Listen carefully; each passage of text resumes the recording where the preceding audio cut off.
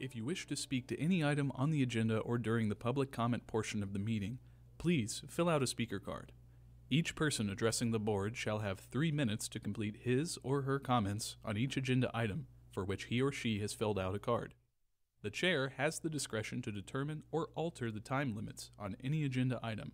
The Board of County Commissioners requests that speakers appearing under the public comment section of the agenda limit their comments or presentations to matters relating to county business that are within the board's control, authority, and jurisdiction.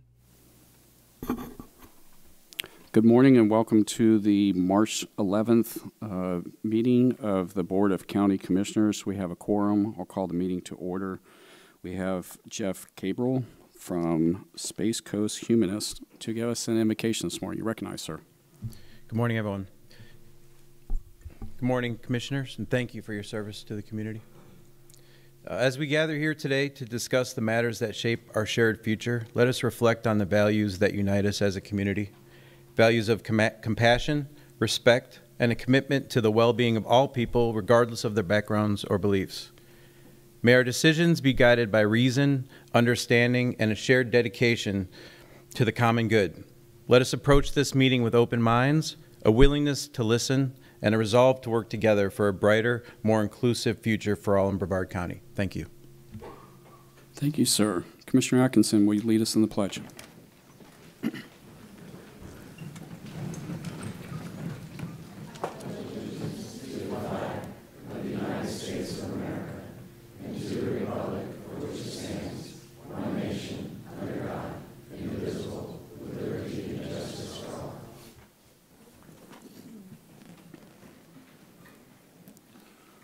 All right, we're going to move into, actually, I don't think we have any minutes for approval today, so we'll skip that.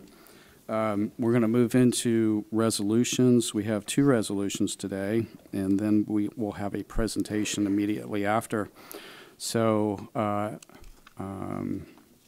Matt Culver today, sir, today's your day, special day. Is today your birthday? It is my birthday. I think we should all start with... Yeah, okay. Who's going to start us with, happy birthday to you, happy birthday to you, happy birthday, dear Matt, happy birthday to you. Thank you. All right. I know you have quite a fan base here today, and I want you to know that they put a lot of whereases here today in your resolution. I'm going to do my very best to read this, okay? So we have a resolution this morning honoring Matt Christopher Culver for his contributions to Brevard County during his years of public service. Whereas Matt Christopher Culver, born in California on this day in 1969, has been a resident of Brevard County for 24 years, and whereas Matt earned Bachelor's of Science degrees in Ecology, Evolution, and Conservation Biology and Biological Oceanography from the University of Washington in 1997, and whereas after graduation, Matt spent 3 years with the Peace Corps in Panama and the Crisis Corps in the Dominican Republic, where he met his wife, Ingrid, while facilitating rural farming projects and coordinating with relief agencies before returning to the States to pursue graduate studies. And whereas Matt earned his Master of Science in Coastal Zone Management from the Florida Institute of Technology in 2003, after having developed his master's research project on integrated watershed management in Honduras, and whereas Matt started his public service career in 2003 as an environmental specialist with the Florida Department of Environmental Protection in Marathon, and moved to the city of Titusville as a development supervisor in 2004 before joining Brevard County as an environmental specialist in 2006. And whereas Matt, through diligent effort and dedication, advanced to his present position as Boating and Waterways Program Coordinator in 2007, where he has served as staff liaison to two board-appointed groups, the Marine Advisory Council and the District 2 Canal Dredging Committee, and whereas Matt, during his tenure, has overseen the removal of 327 derelict vessels from the Indian River Lagoon, thereby permanently eliminating potential contamination and navigational hazards.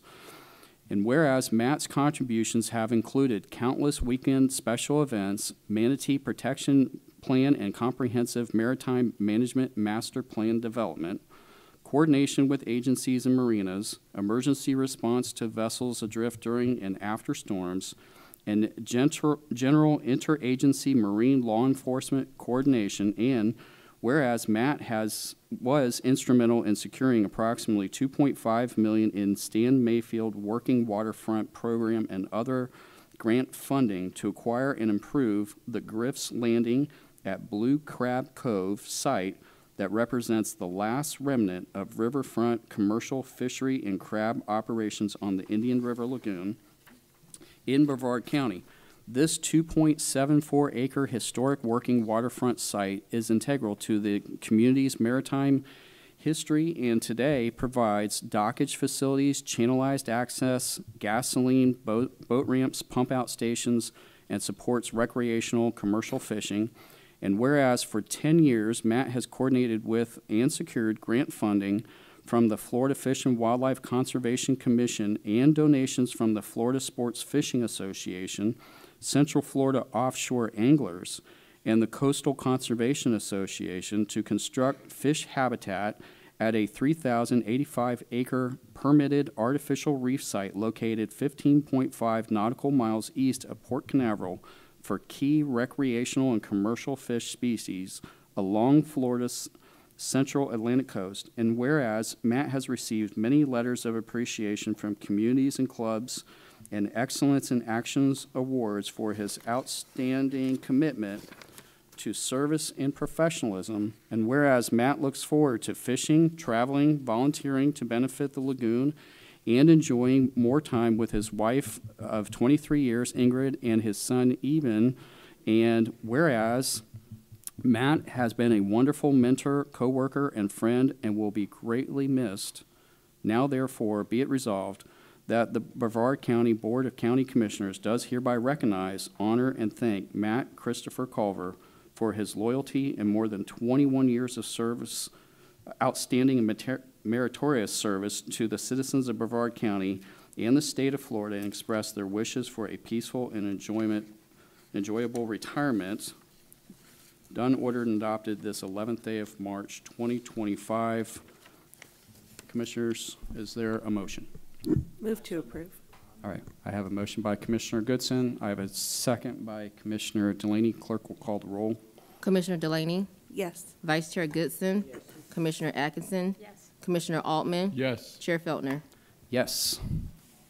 Sir, congratulations. Thank you. And you're recognized. Thank you, Commissioners. It's been a pleasure working here. I have one of the best jobs probably in the county. I'd like to say thank everybody in my office. Excuse me, I speak this, done this a couple hundred times, and today I'm nervous. But I think I wouldn't be possible without everybody in my office assisting me over the years for both in-field and technical support. I'd like to thank my director and past directors, the Parks Department, Public Works, and my wife and my son, who's not here today. Thank you.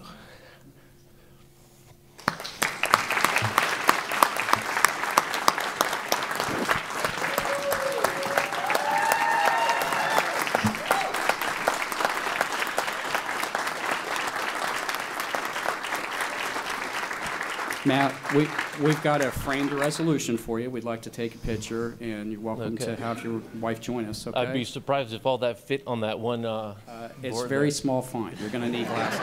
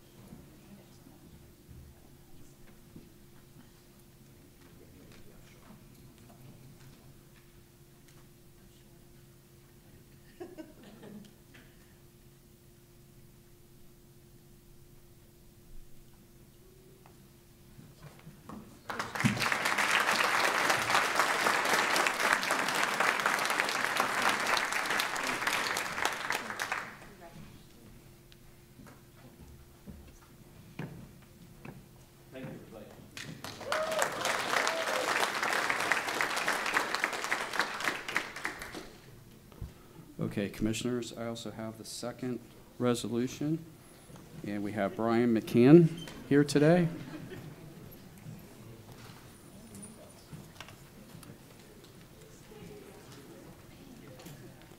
Yes, sir, Commissioner, thank you. We'll give, we're going to give them just 15 seconds here to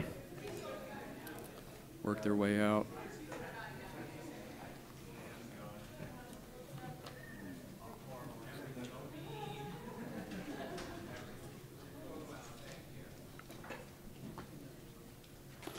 Okay, I have a resolution today for Irish American Month.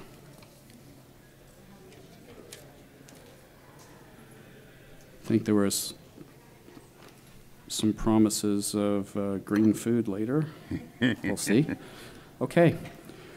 Whereas the Irish first came to Spanish La Florida in the 1500s, first as missionaries and mercenary soldiers, and then as planters, traders, businessmen, doctors, and administrators, and whereas Irish Americans, since America's inception, have provided and continue to provide leadership and service to this nation's political, business, and religious establishments, and whereas by 1776, nearly 300,000 Irish nationals had emigrated to the American colonies and played a crucial role in America's war for independence, and whereas Irish Americans helped to fashion a system of government for our young nations, as 5 signers of the Declaration of Independence were of Irish descent, and 3 signers were Irish-born, and 22 presidents have proudly proclaimed their Irish-American heritage. And whereas it is fitting and proper to celebrate the rich cultural heritage and the many valuable contributions of Irish Americans, and now therefore be it resolved that the Board of County Commissioners of Brevard County, Florida does hereby recognize March 2025 as Irish American Heritage Month. Done, ordered, and adopted in regular session this 11th day of March 2025. Commissioners, is there a motion? I have a motion by Commissioner Atkinson. I have a second by Commissioner Delaney. Clerk will call the roll. Commissioner Delaney, Yes. Vice Chair Goodson, Commissioner Atkinson, Commissioner Altman, Yes. Chair Feltner. Yes. Thank you, Commissioners. Sir, you're recognized. Well, thank you very much. We appreciate it. The Irish American of Brevard County appreciate it, and the Ancient Order Hibernians Brevard County Division 2, we really appreciate the resolution you created to celebrate the Irish Americans in declaring March Irish Heritage Month. It's very important to us. And we hope to see everybody Saturday, 10 o'clock in the morning, downtown Melbourne, for the 35th annual St. Patrick's Day Parade. And Meg O'Malley's is having a great festival all three days, Saturday, Sunday, and Monday. So we hope to see you all there. Thank you very much. That's great, and we have the resolution for you here. Thank you very much.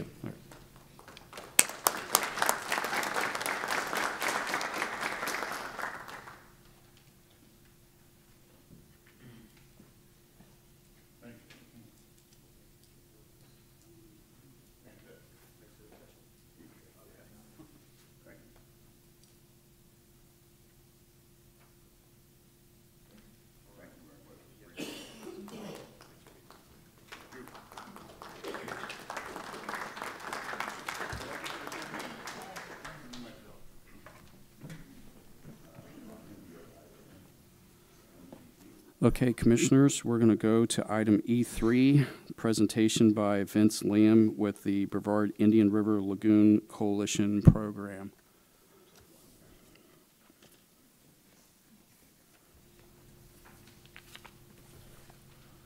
Good morning, Commissioners.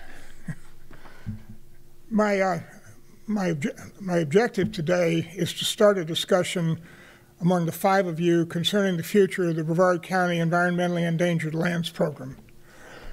Between 1990 and 2009, Brevard County ran a highly effective conservation land acquisition program that established the current sanctuaries totaling approximately 28,000 acres.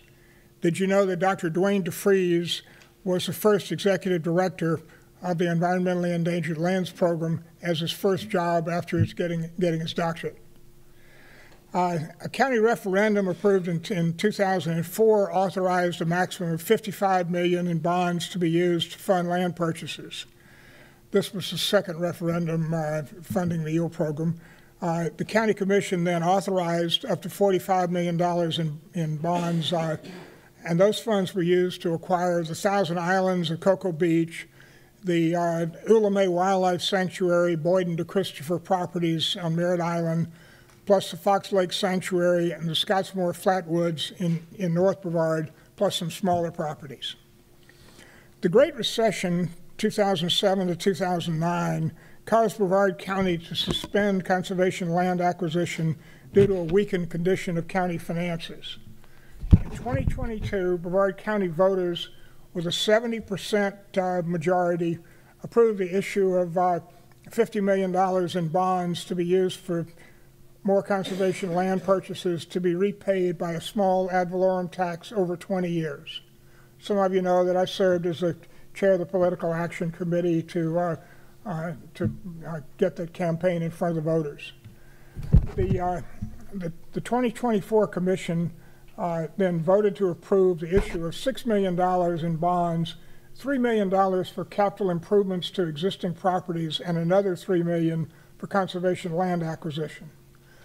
Many people consider the $3 million as being too small to operate an effective conservation land program. Some of the individual properties out there now are valued at greater than $3 million. Brevard County has not allowed the EEL program to invite willing sellers to offer up their lands for purchase consideration for over 15 years. The population has increased more than 100,000 people since then. No accurate assessment exists regarding the availability of willing sellers who will offer up suitable land properties for sale. So the future of this program is in your hands. Are you interested in reestablishing the Conservation Lands Acquisition Program? Are you willing to increase the bond funding to a larger amount that could enable the program to operate effectively? Would you provide guidance to the EEL program staff and the Selection and Management Committee regarding how you would like to see the program operate? Do you have specific recommendations regarding how much the bond amount should be increased? As part of this presentation, I've asked Jim Burney, a member of the Selection and Management Committee, to share his perspective. The success of the EEL program during that 1990 to 2009 period can largely be attributed to the role of the Selection and Management Committee and their efforts. So Jim, please.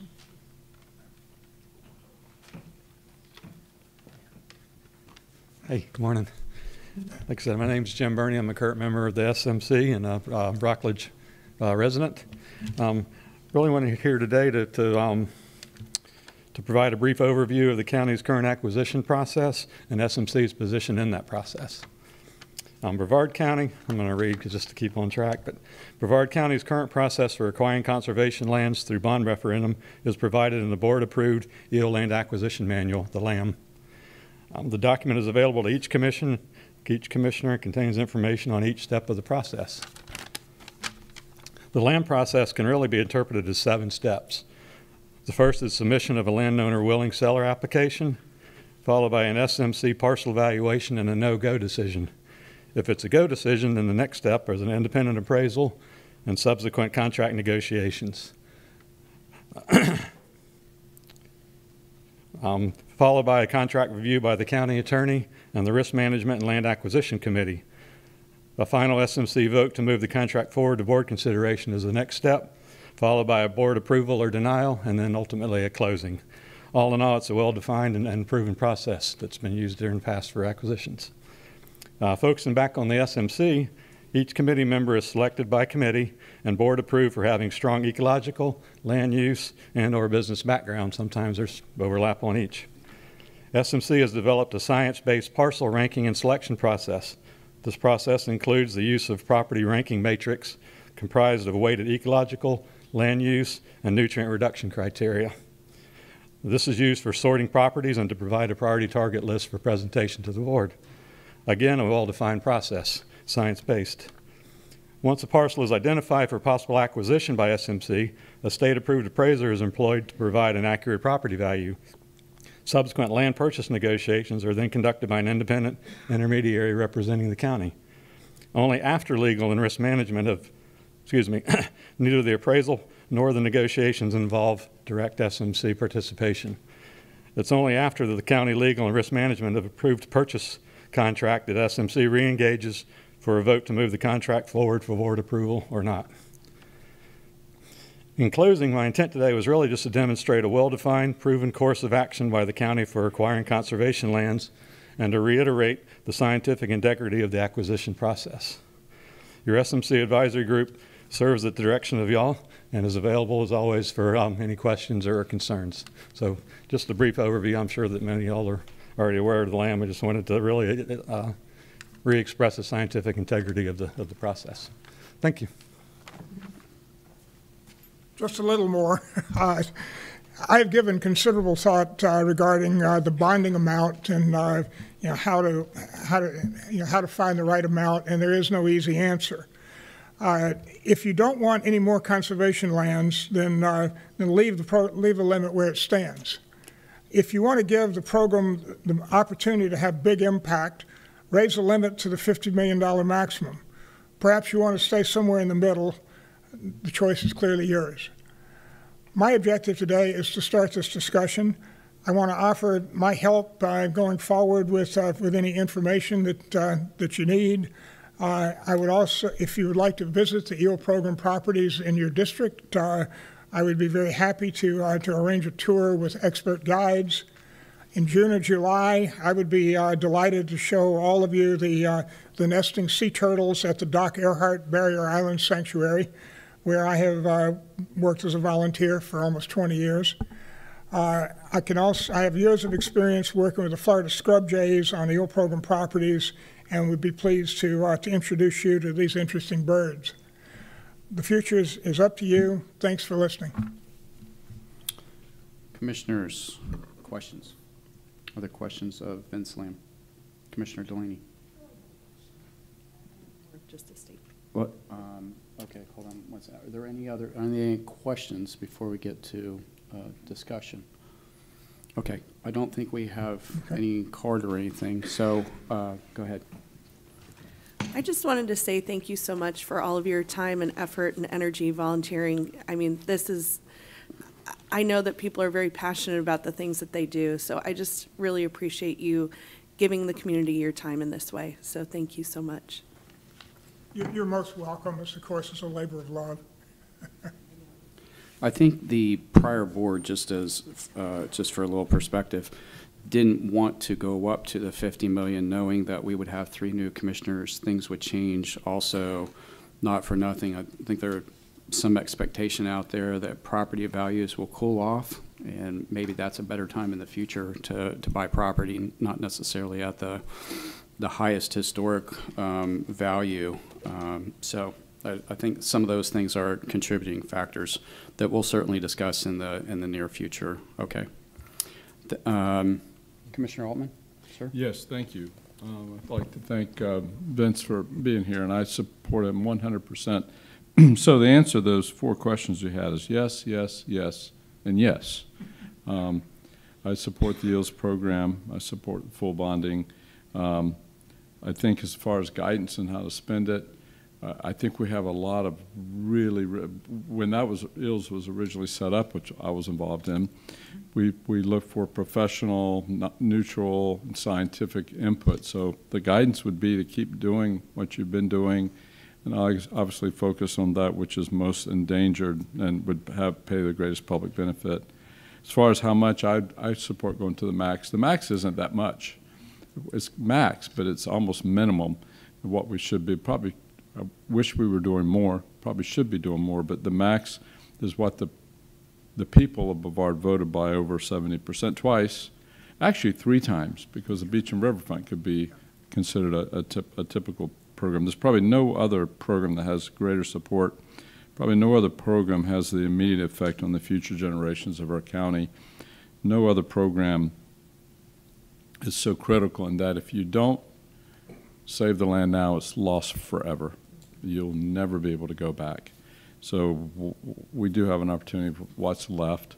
We have a booming economy. Our parks, I think, contribute greatly to our economy. I've heard corporations that have decided to move their companies and their personnel here say our environmental waterfront land acquisition program is the reason they come here, because of our natural environment. So I think it's important for our quality of life, our economic development, and future generations.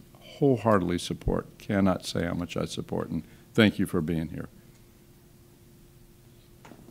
Any other comments? Okay, Vince, we appreciate you very much coming here today.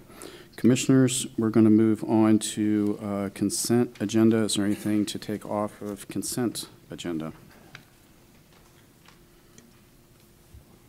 Is there a motion for consent? I have a motion by Commissioner Goodson. I have a second by Commissioner Delaney. Clerk will call the roll. Commissioner Delaney, Yes. Vice Chair Goodson. Yes. Commissioner Atkinson. Yes. Commissioner Altman, Yes. Chairman Feltner. Yes. We'll show that passes 5-0. Okay, Commissioners, we're going to, before we go to public comment, I'm just going to do one thing real quick, if you don't mind.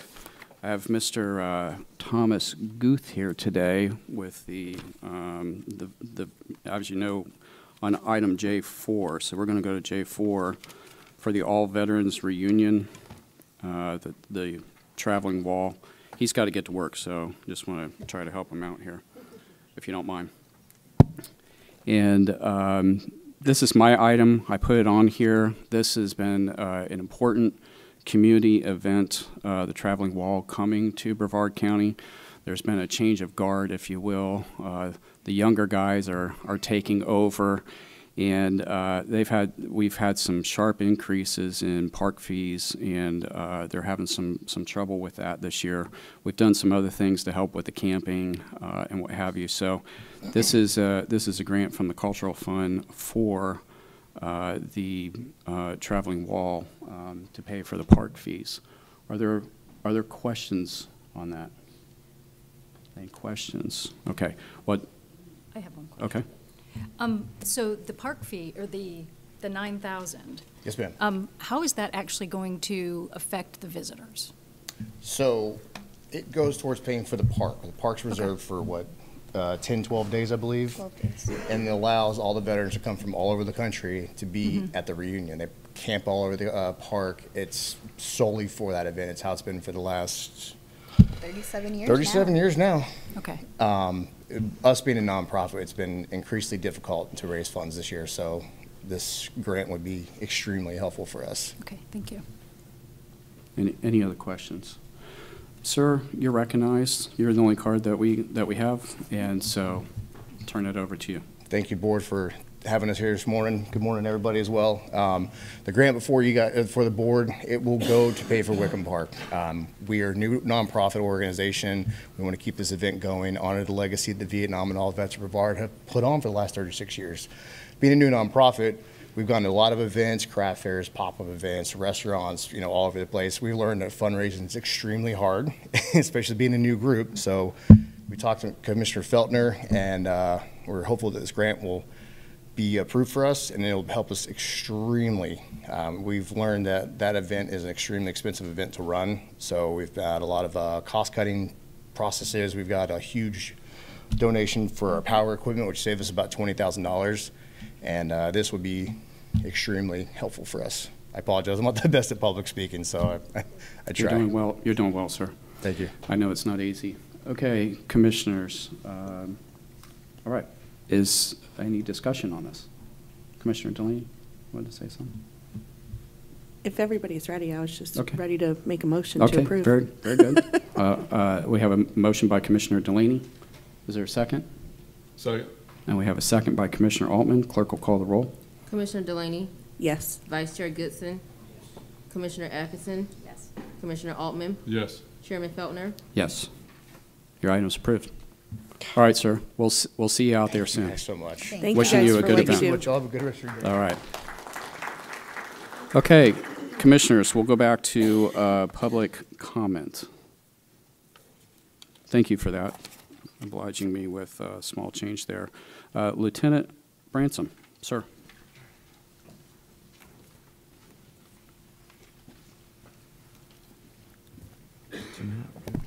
Okay. Good morning. Mike Bramson. I'm the Brevard County Firefighters Union. The most recent announcement of the closure of the Rockledge Hospital is a devastating news for all of you, for the firefighters, paramedics, and our community. I understand that there are many policies, politics, and financial components in the decision to close the Rockledge Medical Facility. In spite of these factors, private or otherwise, we are all partners in finding ways to deal with this catastrophic decision. But it is not as simple as just driving to another hospital. Critical services for heart attacks, cardiac arrest, strokes, and trauma will be delayed when seconds and minutes count. We, as public safety servants, understand not all rescues are going to be successful. Not being able to save a life is a traumatic event. Healthcare providers train religiously in order to provide the best skilled service during these events where seconds, minutes count, and we hope for the best outcome. We cannot look the obvious impacts this hospital's closure will have to our community. Diversion or moving to another hospital, especially during an EMS or a 911 call, will increase the workload of those facilities, of the hospitals, of the destinations, and will increase the transport time, according to Google, about 20 minutes. It will increase the volume at the hospitals. It will increase the amount of time you spend waiting at the hospitals. It will increase the wall times and the delay of the availability of your ambulances to go back in service for the next call waiting. It will increase response times. This is truly a degradation of services for public safety and medical services, and it's going to become a vicious cycle.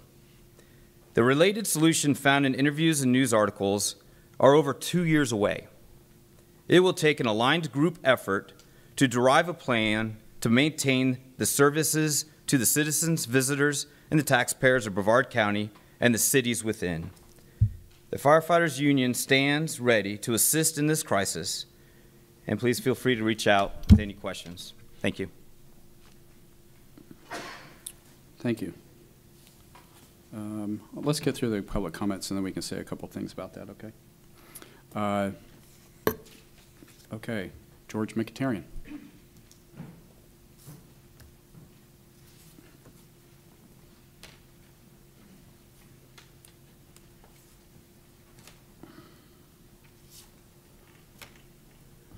Good morning, Commissioners, County Manager, County Attorney. My name is George McIntyre, and I am the President and CEO of Parish Medical Center in Titusville. I come to you today to express my concerns regarding the sudden announcement of the closing of the Rockledge Hospital. I understand that there are many people in our community working on this issue, and I appreciate just a few minutes here to express our concern, and it's only our concern from the Parish Medical Center perspective. You've heard one concern expressed prior to me speaking, and there are countless other concerns in our community. I know that you're aware of them, but I allow you to give me a few minutes here to express our concerns. Let me start by saying that never in my 41 years in healthcare have I witnessed such a careless disregard for the health of a community by a fellow healthcare provider. This immediate issue must be addressed for the betterment of that community and our collective community.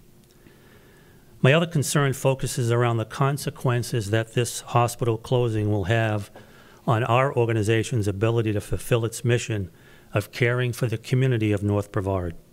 And I might add, there will certainly be negative impacts upon all hospitals, all urgent care centers, physicians' offices, local, county, governments as well.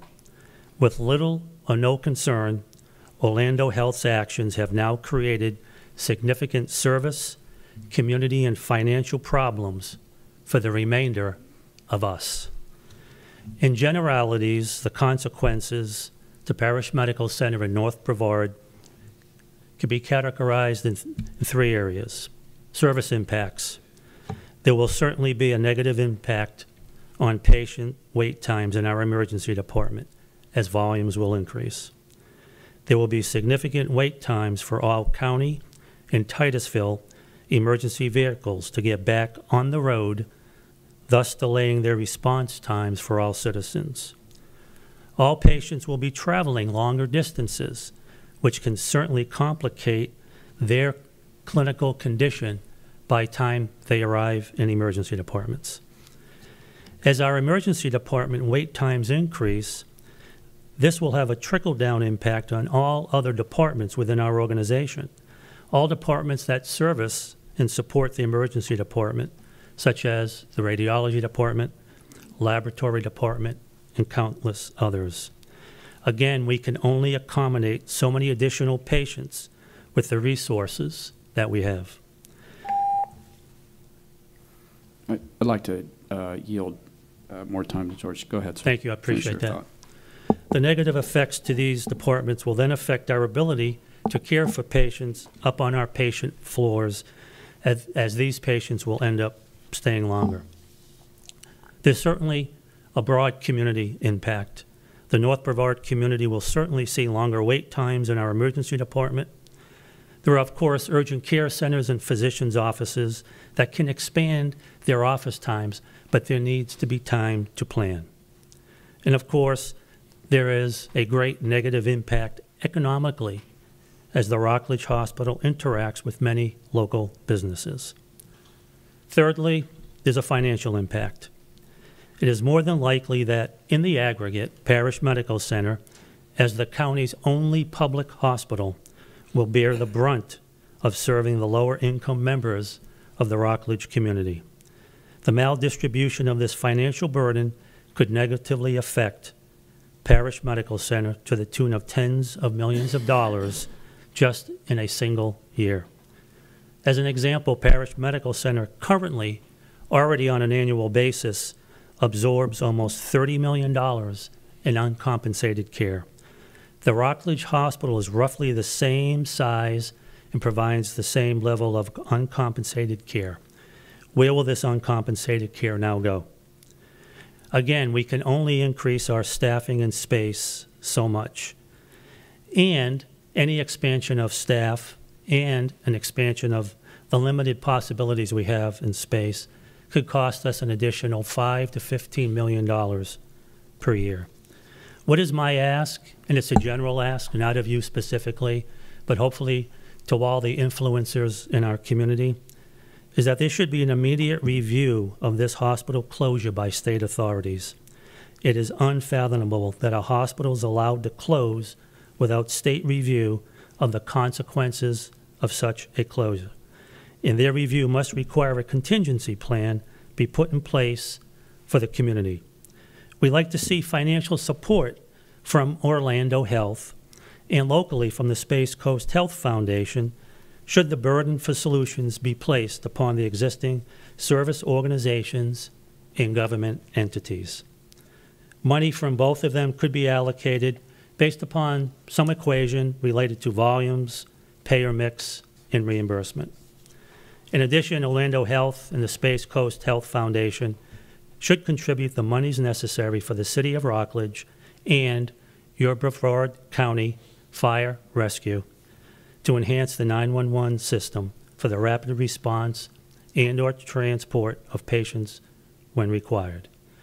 These commitments should be on a 3-year basis given the extensive work that must be done to make sure that that community continues to receive the health care it so needs. It wasn't long ago, and I'm old enough to remember, when we considered healthcare providers to be our heroes. And now this organization comes into this community, comes into our county, and in an instant insults these people by basically casting them off as disposable assets. These are healthcare heroes that are providing a service to that community, and I hope that everyone that has the ability to affect this decision in a positive way will certainly do that. With that, I conclude my remarks. Thank you, Thank sir. you, Commissioners. Thank you. Okay, we have a question by Question. Adkinson. Here's my question. Yes, sir. I heard about the costs that you're going to incur, but talk to me about the profits you will gain by more people. There will be none? No There'll be- profits? There will be only an incremental value off the books in terms of covering our overhead, but based upon our analysis of the market and the expense that we would have to incur, we would never recoup the monies required of us to provide the additional services. Okay. Commissioner Altman. Yeah. Is that because of the social demographic of who you'd be serving? I mean, as an example, our organization in a good year, again, we are the county's only public hospital. In a good year, our bottom line may be $3 million. That's in a good year. With the number of emergency department patients that we expect to receive would result in about a $4 million loss to us. Some of those emergency department patients get admitted, on average about 13%, given the statistics from Rockledge. In our own statistics, it's pretty consistent, about 13%. That 13% translates into a revenue, but that revenue does not offset the treatment of the 87% of the folks that would come to the emergency department, more than half of which do not have insurance. Any other questions for Mr. McAtery? Okay. Let's do the other public comments, and then we can Appreciate talk your about time. this more. Thank you okay, all. Sir. Thank you for being here. Sandra Sullivan.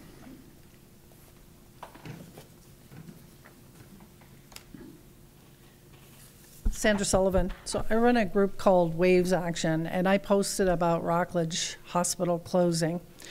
I think that's my top performing post of all time. So that should put the concern in public perspective of just how much the community is concerned about that. And I think there is an obligation by this hospital to do this a little bit more in a better way. I wanted to talk today about the budget. I'm very, very appreciative of the very comprehensive effort, comprehensive budget presentations that are being done and the transparency and accountability to the public. It is a huge improvement. I mean, when we looked at 2 years ago when that budget workshop was completed, and this year we have 3 meetings in very great detail. Thank you. It is a concern that we previous commissioners have kicked this can down the road to a point of a crisis. And I just want to put this into perspective. The budget is approximately $2.5 billion. Our transportation deficit and maintenance is $2.5 billion, the same number. And clearly, this can being kicked down the road has put the county in a very difficult position.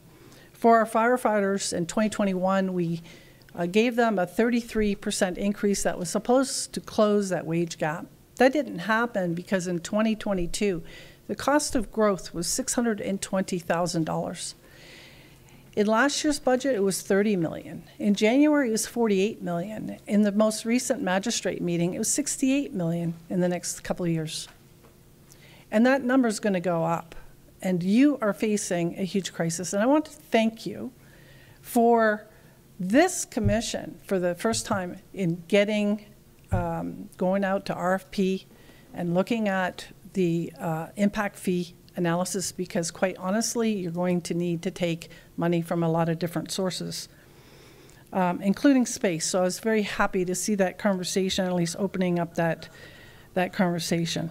So I just want to thank you for the communication on the budget workshop and the impact fee, at least going out to RFP and looking at these numbers. We're going to need impact fees. We're going to need to tax space. We're going to need to, if you put all the burden on the people, just with, let's assume you do another 33% increase, then we're like the most expensive in the state for fire assessment. I also hope that you'll move the EMS assessment per the Attorney General legal opinion to below the line.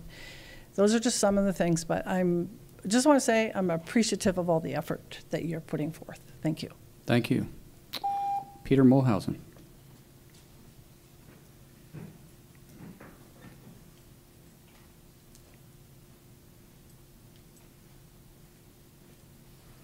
Oh, you might have been planning to talk later. but you were in there with on the G card, so. That's fine. You kind I'm of sure you don't surprised wanna me. stay You for woke the me whole up back there. Sorry. Okay, all right. So my name's Peter Mulhausen, 3900 Loblolly, Cocoa, Florida. I represent the Brevard Renaissance Fair. Commissioner Feltner, we wanted to thank you for what you did. About 14 months ago, you and I met for the first time under kind of a stressful situation for both of us. We came to an agreement down the road and we worked something out, you and Commissioner Pritchard, Mayor Paul Alfrey, and Commissioner Tobias found a piece of land that nobody wanted or nobody used and had no use for. And we said we would love to do a Renaissance Fair there. We'll make it work for us. And we'll try to do some other events there.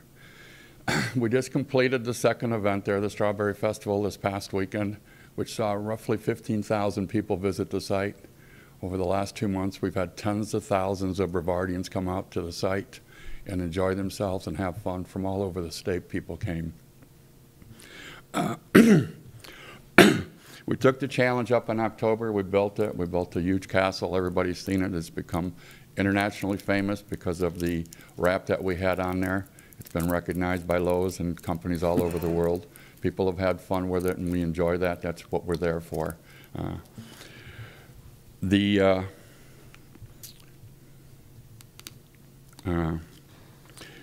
wanted to give you just some numbers real quick. This year at the Renaissance Fair, we had 5 international entertainers there, groups from all over the world, Australia, Ireland, Scotland, Canada, from all over, that provided entertainment that people normally don't see in this area.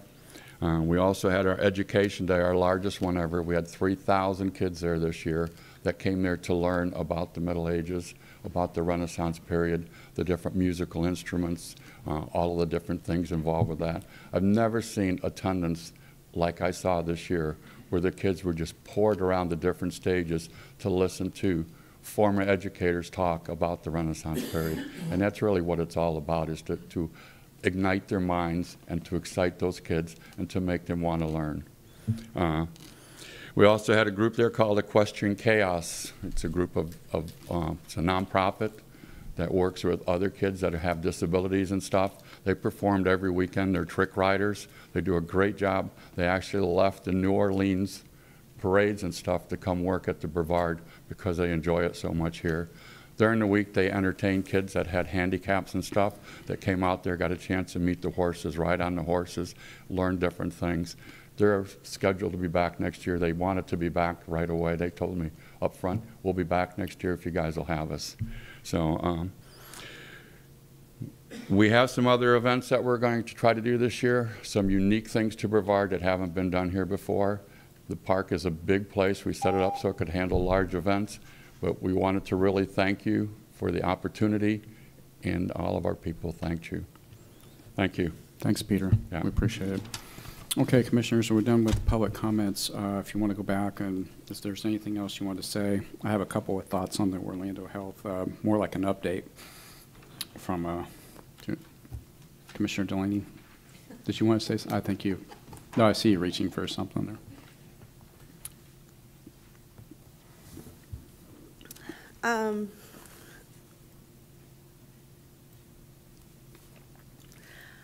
I'm pretty speechless about this whole situation. I have to appreciate Mr. McAterian for coming down and sharing the struggles of North Brevard that we'll have with this. Port St. John, Canaveral Groves, North Cocoa, all of those places get brought to Rockledge Hospital when they're having an emergency. And from what I've been told from emergency professionals and the different hospitals is that basically they cannot handle the increase. There's just not enough beds. So not only are our emergency services going to be held up with longer transport times, but the hospitals that would be picking up the slack don't have the ability to handle this increase. And so I tried contacting Orlando Health.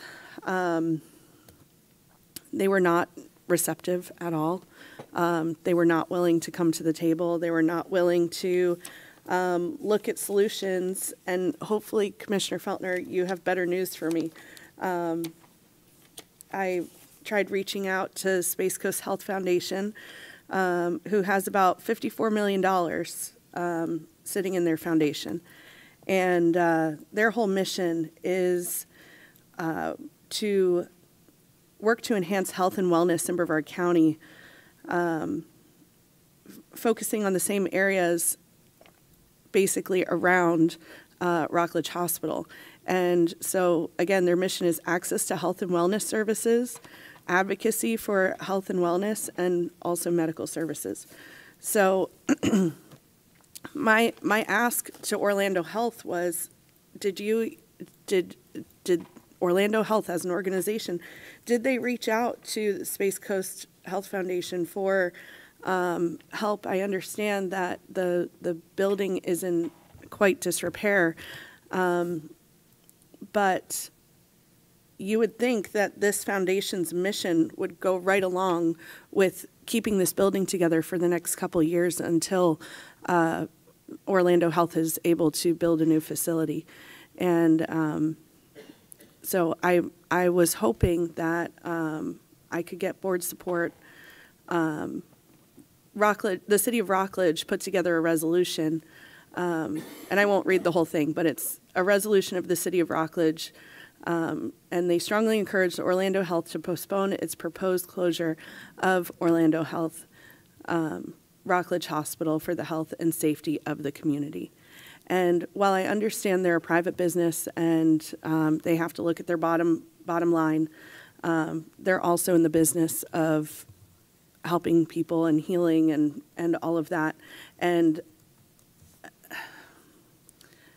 they claim that they couldn't do the proper inspections prior to purchasing, but I don't know how that's possible.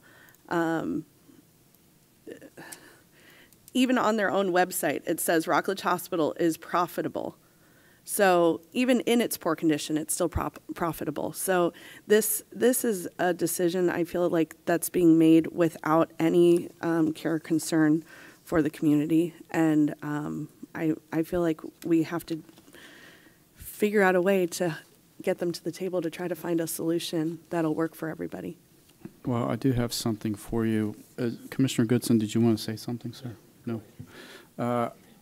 I spoke with Representative Soroy last night, and he just said that he is working on something, and it's legislative session. So I asked questions like, are there problems with ACA and things like that maybe he could work on that makes it easier for him. I think I said that to you the other day. And he just suggested that he's trying very hard to work on something that they would be receptive to, and ask us all to sort of hold on. I asked about the issue of a resolution or a letter or something like that because, unfortunately, we had this meeting today, and if it was next week, we might have taken something like that up. But he suggested that if each office was so inclined that you could send a letter, and I'll just say it to you like this, one letter from the board has got one chance to be opened, but 5 letters from 5 commissioners have 5 chances to be opened. So I'm going to leave it like that today, that if you're so inclined, and if you're going to do that, I'll do one today too, okay? I'll make that commitment to you. And but know that your legislator in that district is very concerned and is doing what he can in Tallahassee to try to find some answer here, or at least postpone it. So that's what I have so far. Thank you. I'd like Chief Voltaire to come up.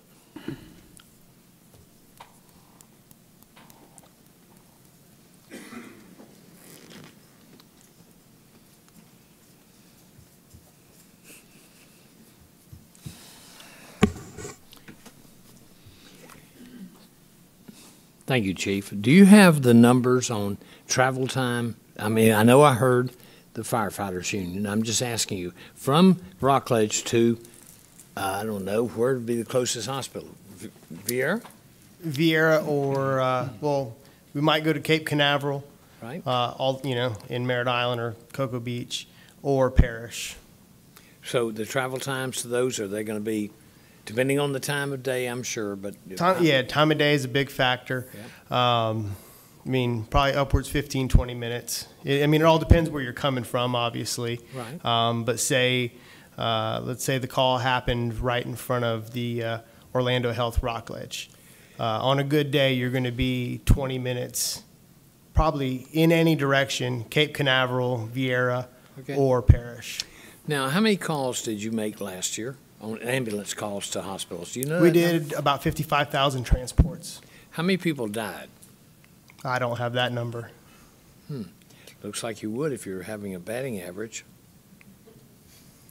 Can you get the board that information? I can, yes, sir. I'd be just curious to know, and then I'd like for you to know, with your expertise, I guess traveling further, you always run a bigger risk. Is that a true statement? Absolutely.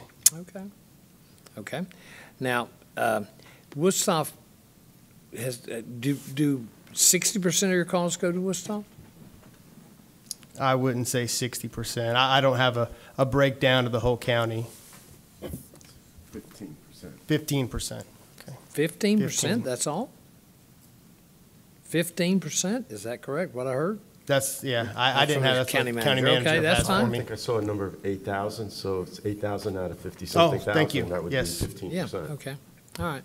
So it's not like, I guess other people want to go to other hospitals, right?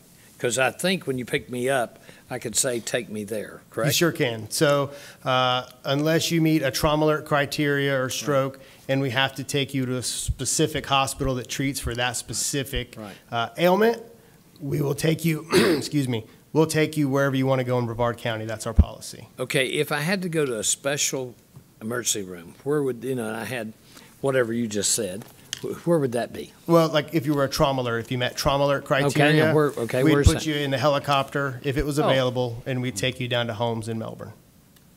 Okay. So what goes to Woodstock? What kind of injuries go to Woodstock? Pretty much anything besides that, cardiac events, broken limbs, all other emergencies. Trauma alert's the big one that has to go to homes. Okay. Thank you, Chief, but stay right there. Okay. Commissioner Delaney.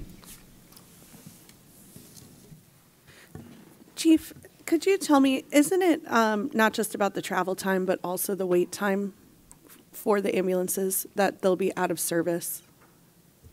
Certainly. In the wintertime, those always escalate for us because the population is a little bit of a flux in Brevard County. So wait times are always a issue for us. Our medical direction group, they've been working and producing stats every week to watch those travel times and share them with the hospital staffs to try to stay on that. When the new group came in, that was a very big focus for Dr. Antevi, was getting the crews back out into the streets as fast as they can. But Mr. Mkhitaryan made a great point of how it all kind of flows back to EMS. So when they're holding for hospital beds, and then that pushes back to the ER, which then pushes back to the 911 system. And then, so you mentioned that Rockledge Hospital, they take emergencies like heart attacks and things like that, and strokes and whatnot. So it's not just like boo-boos, right? No. Like it's pretty serious things. And we talked about the 15% emergencies, but those are just the emergencies that are coming to them from EMS, correct? From our ambulances? Yes. And does that include, like, say, if one of the other ambulance companies, if they brought people to them, or is that just our? Those are interfacilities. Okay. We're the only ones that do 911 transport. And it doesn't count if people, say, drive themselves to the ER? We wouldn't have those numbers. Right. So 15% doesn't sound like a whole lot, but when you add everything together, it's quite a lot.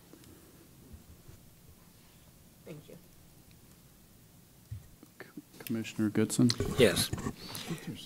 What I'm concerned about is the board is going to start mandating governing over private entities. I know it's a hospital. I'm very concerned, but, you know, are we going to start that? Because I don't know if we have the authority to do that. But if sending a letter, you know, makes you excited, I think that's great. But governing private entity, and they bought the hospital, whether they checked it or not, it's theirs. Now, I know Rockledge talked about they thought they owned the land, but I think they decided they didn't own the land. So that's neither here or there. Are they going to build a new hospital in Central Brevard? I don't honestly know. You know, will they? I don't know. So be prepared for them to do whatever they think is the best to make money, just like George does in Titusville, just like anybody else does. Because you can't have a hospital at your wishes just because you want it. They bought it. They'll decide on what to do. I don't like it any better than you, but it is facts. All right, thank you. I'd just say to you, Commissioner, you're not wrong in your thinking that it is a business owned by someone else. I think the sudden nature of it closing is what's given everybody concern.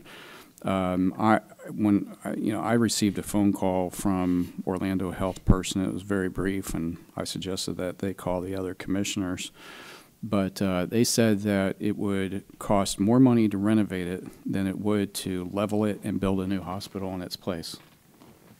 And that's what they said, you know, was their situation. So with that, if that's true, and I don't have any reason to to dispute that. If they could delay because other things are coming online, you're going to have the Health First facility on Merritt Island, some of those other things. I think probably that would help. I think that's all that the community is looking for. That's my 2 cents only, sir. I totally agree with you. I totally understand you. Andy Gardner called me, and that's who called you, correct? No, it was Michelle Strength. Okay, Andy Gardner called me. Yep. And, you know,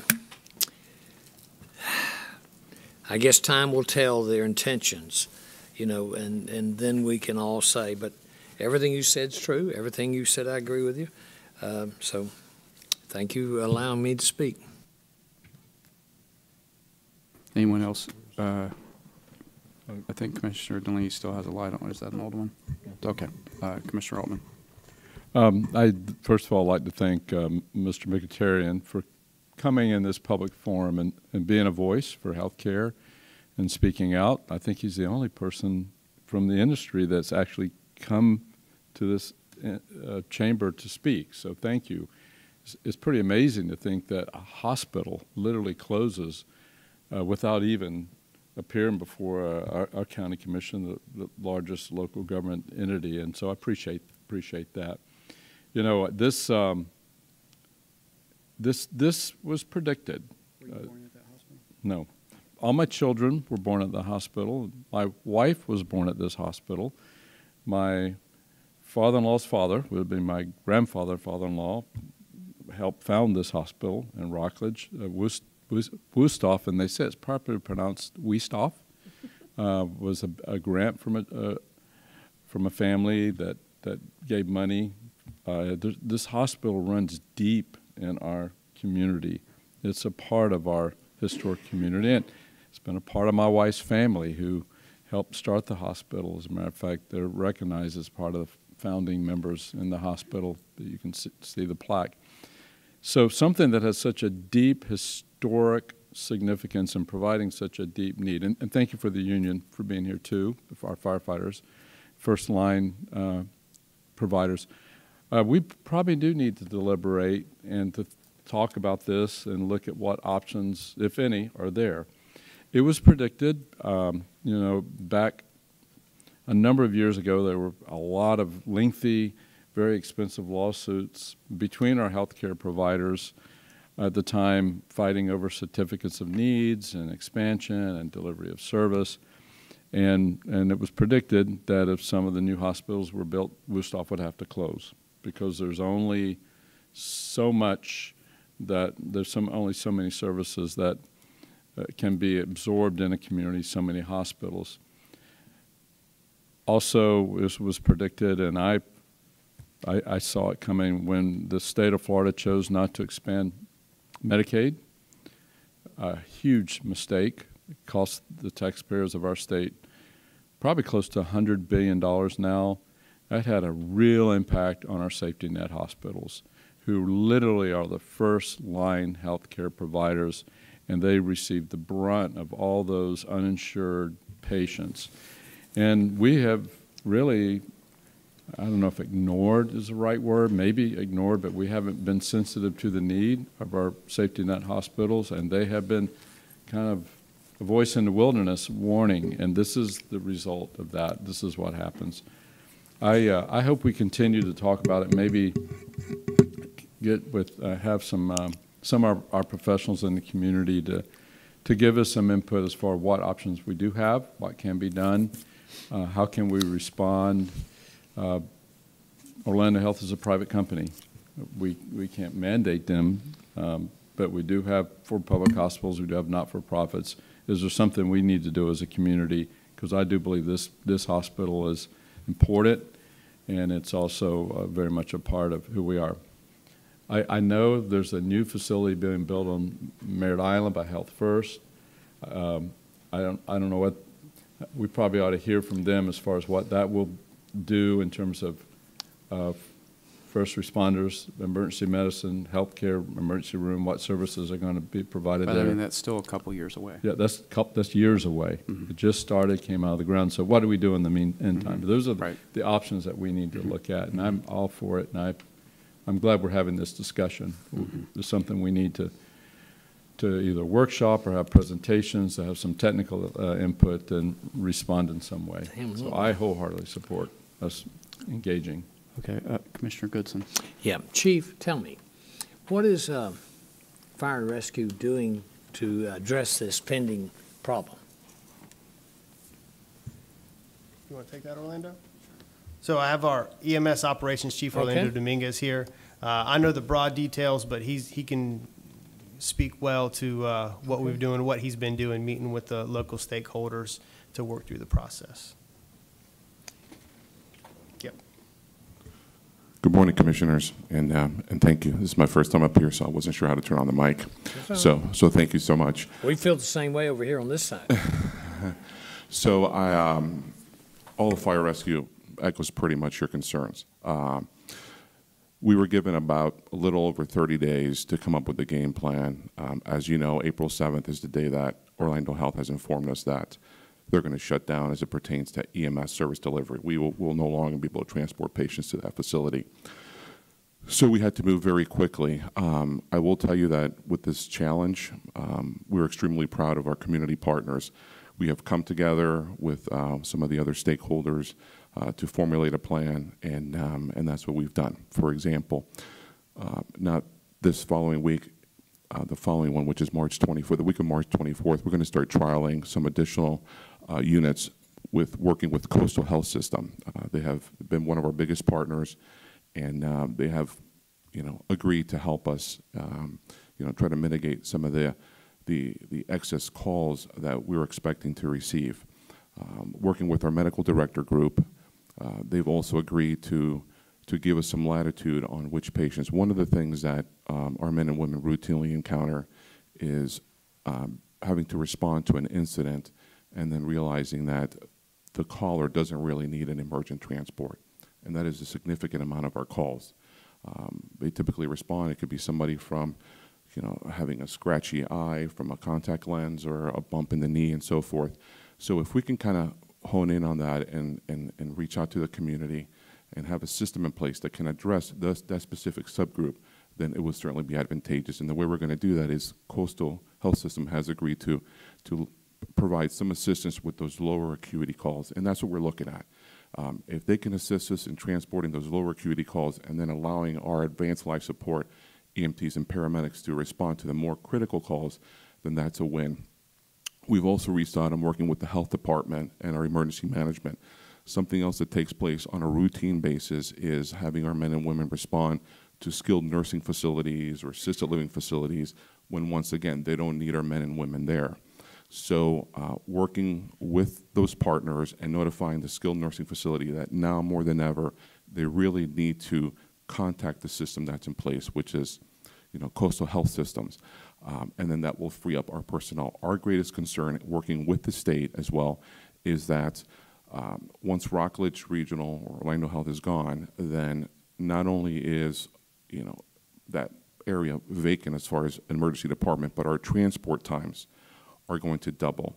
In addition to that, is once we get to the facility, then chances are they're going to be overwhelmed. So then it's our men and women, what we call holding the wall.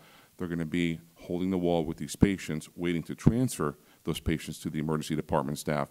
So it's just a trickle-down effect that really has hit us, from left field.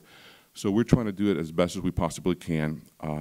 In addition to that, we've been in contact with a variety of other stakeholders within the community that are also willing to pitch in and help.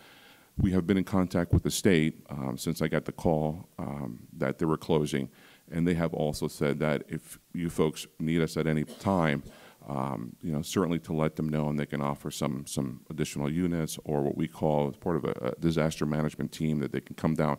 I did ask, we've been having hospital meetings, and I did ask some of the hospitals that if they would consider perhaps during a mass casualty incident, they can set up tents in the emergency department.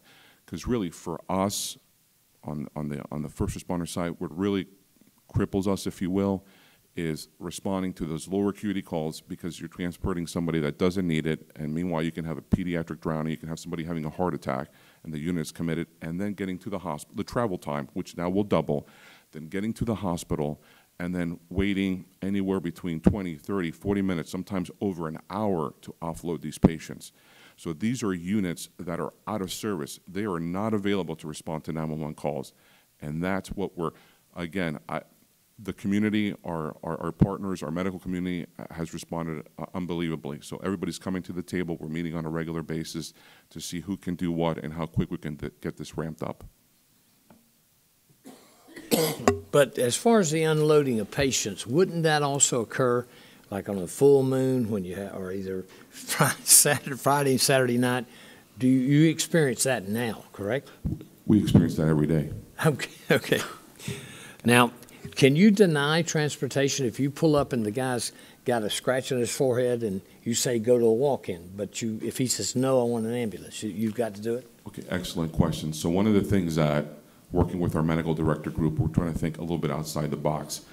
So what we're going to be testing, along with our partners from Coastal, is if our men and women from Brevard County Fire Rescue arrive on a scene, and we notice that the patient just may have a bump on the head, or I was slicing a tomato and I sliced my finger, right. They don't need an emergent transport.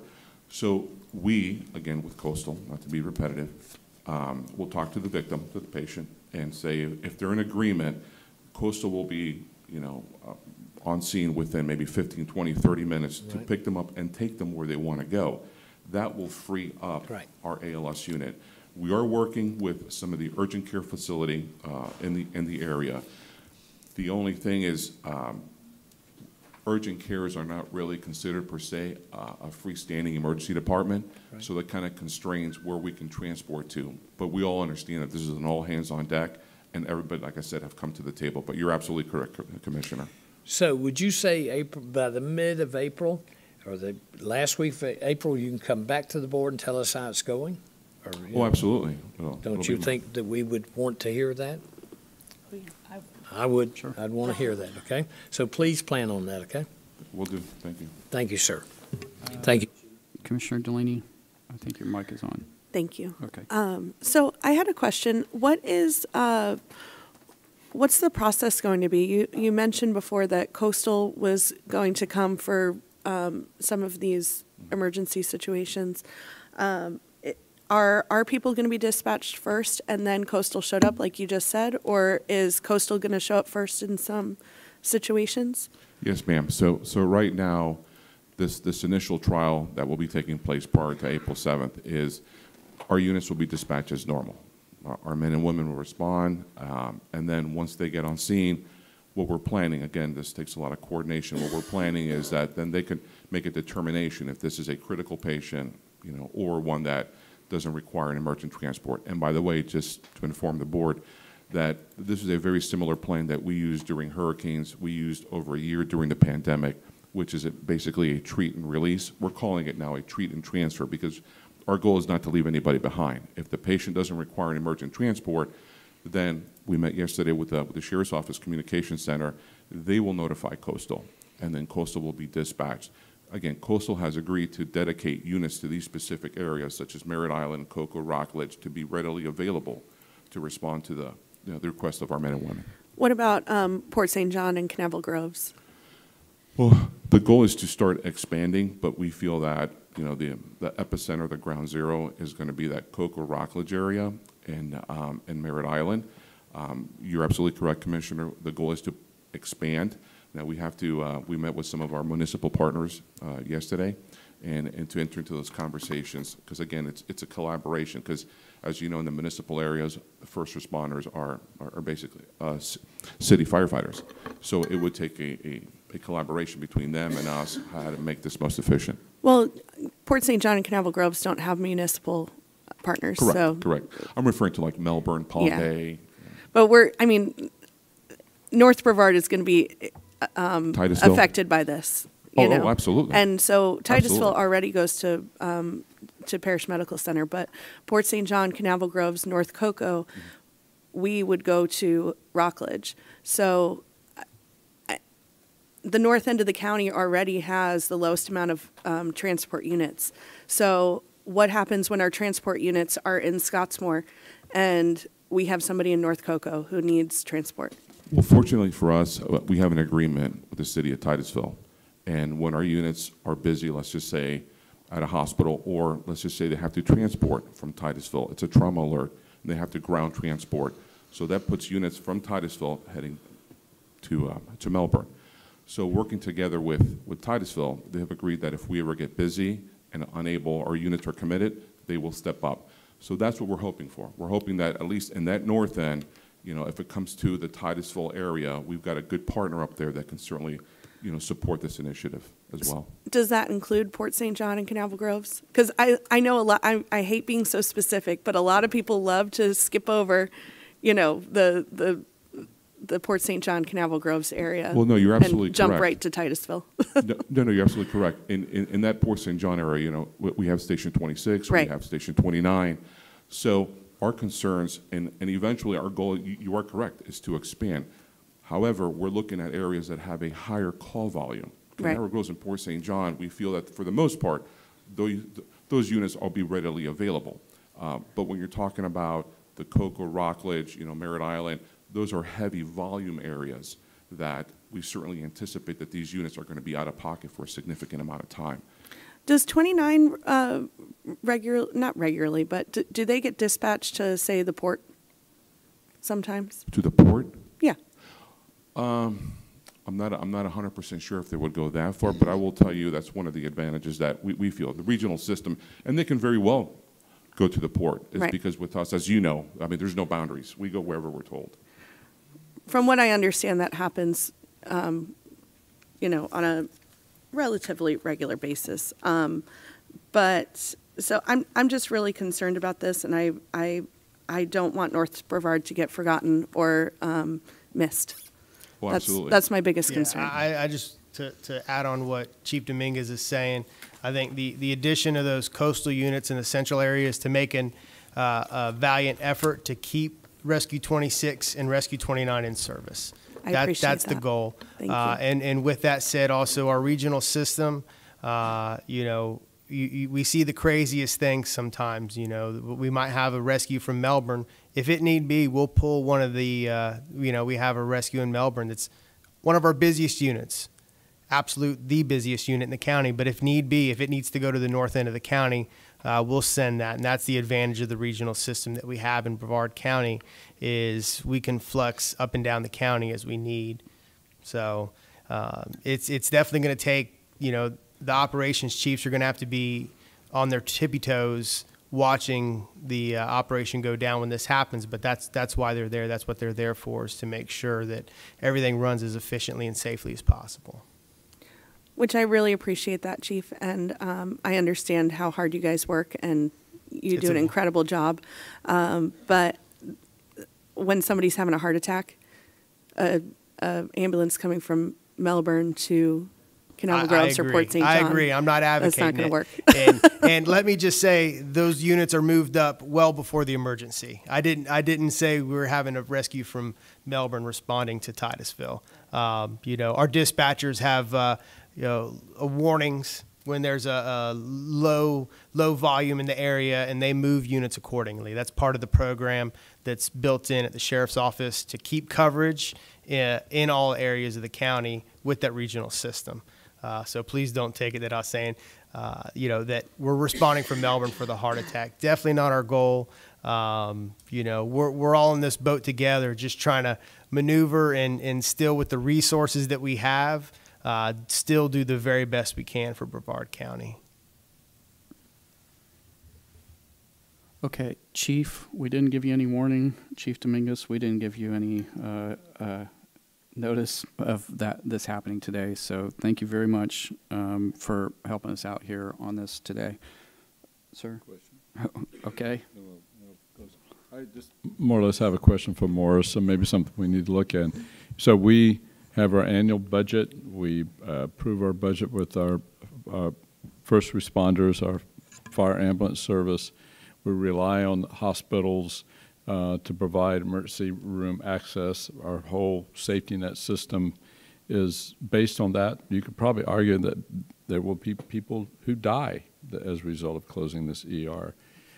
Does the hospital, do they have any legal right to give us proper notice prior to just shutting their doors? I mean, April 7th is not much notice, and do we have any legal recourse to require them to at least provide the services that are so important for our public safety and health, and if they're going to close them, to give us some sort of ample, reasonable notice?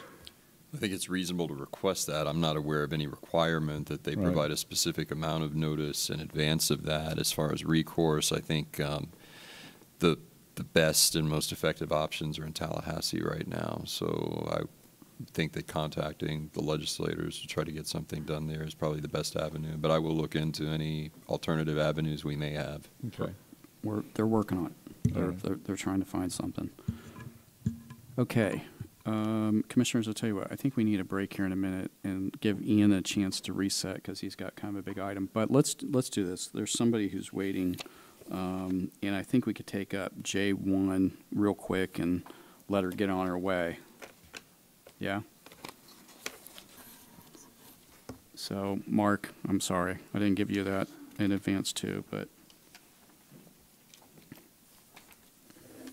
I think we could do this real quick, and then we could take a 5-minute break, okay? So we're going to let Commander real quick explain this, and then hold on 1 second. We're going to let Mark Bernath introduce this, okay? Good morning, Board. So J1 is explaining a termination of a lease that the Board has with Furever Home Animal Rescue. And then due to unfortunate circumstances, we also received a notice of violation from the city of Titusville for how it was operating. It's in pretty blighted condition at this point. So what we want the board to do is, one, accept the termination, but also provide staff direction on how to move forward with this property. And so we provided 5 different options, which I can go into as the board may request. And one last thing, I understand there's 2 potential folks here today that might speak to wanting to lease at 2 different organizations. Okay. Is there questions for Mark before we go to the cart? Okay. I do have a question. Yes. So I'm not sure. I take it back. I'm changing my mind. I'm not going to ask the question. Okay. Sarah Skywin? Good morning. Sarah Skywin, Melbourne, Florida. I'm from the Brevard Barkhouse. And we do have interest in this building. We are a nonprofit. We span from Melbourne all the way up to Titusville. There's no question that this building is needed. for Brevard County for relief from overflow from the other shelters, as well as getting surrenders, rescues, and animals that need rehabilitation off the streets also. I know the main focus right now is what to do with this building, and if it's even salvageable by the looks of it. I know this building well. I have all the literature on it from all the pictures that were taken, and it doesn't scare me. I know that dollar amount is looked at. I look at it as projects. Smaller projects make things happen to, success. So, and working with Skip and Glenn to get there, and Mr. Richardson and his team at some point working out a lease that is beneficial to all of us. The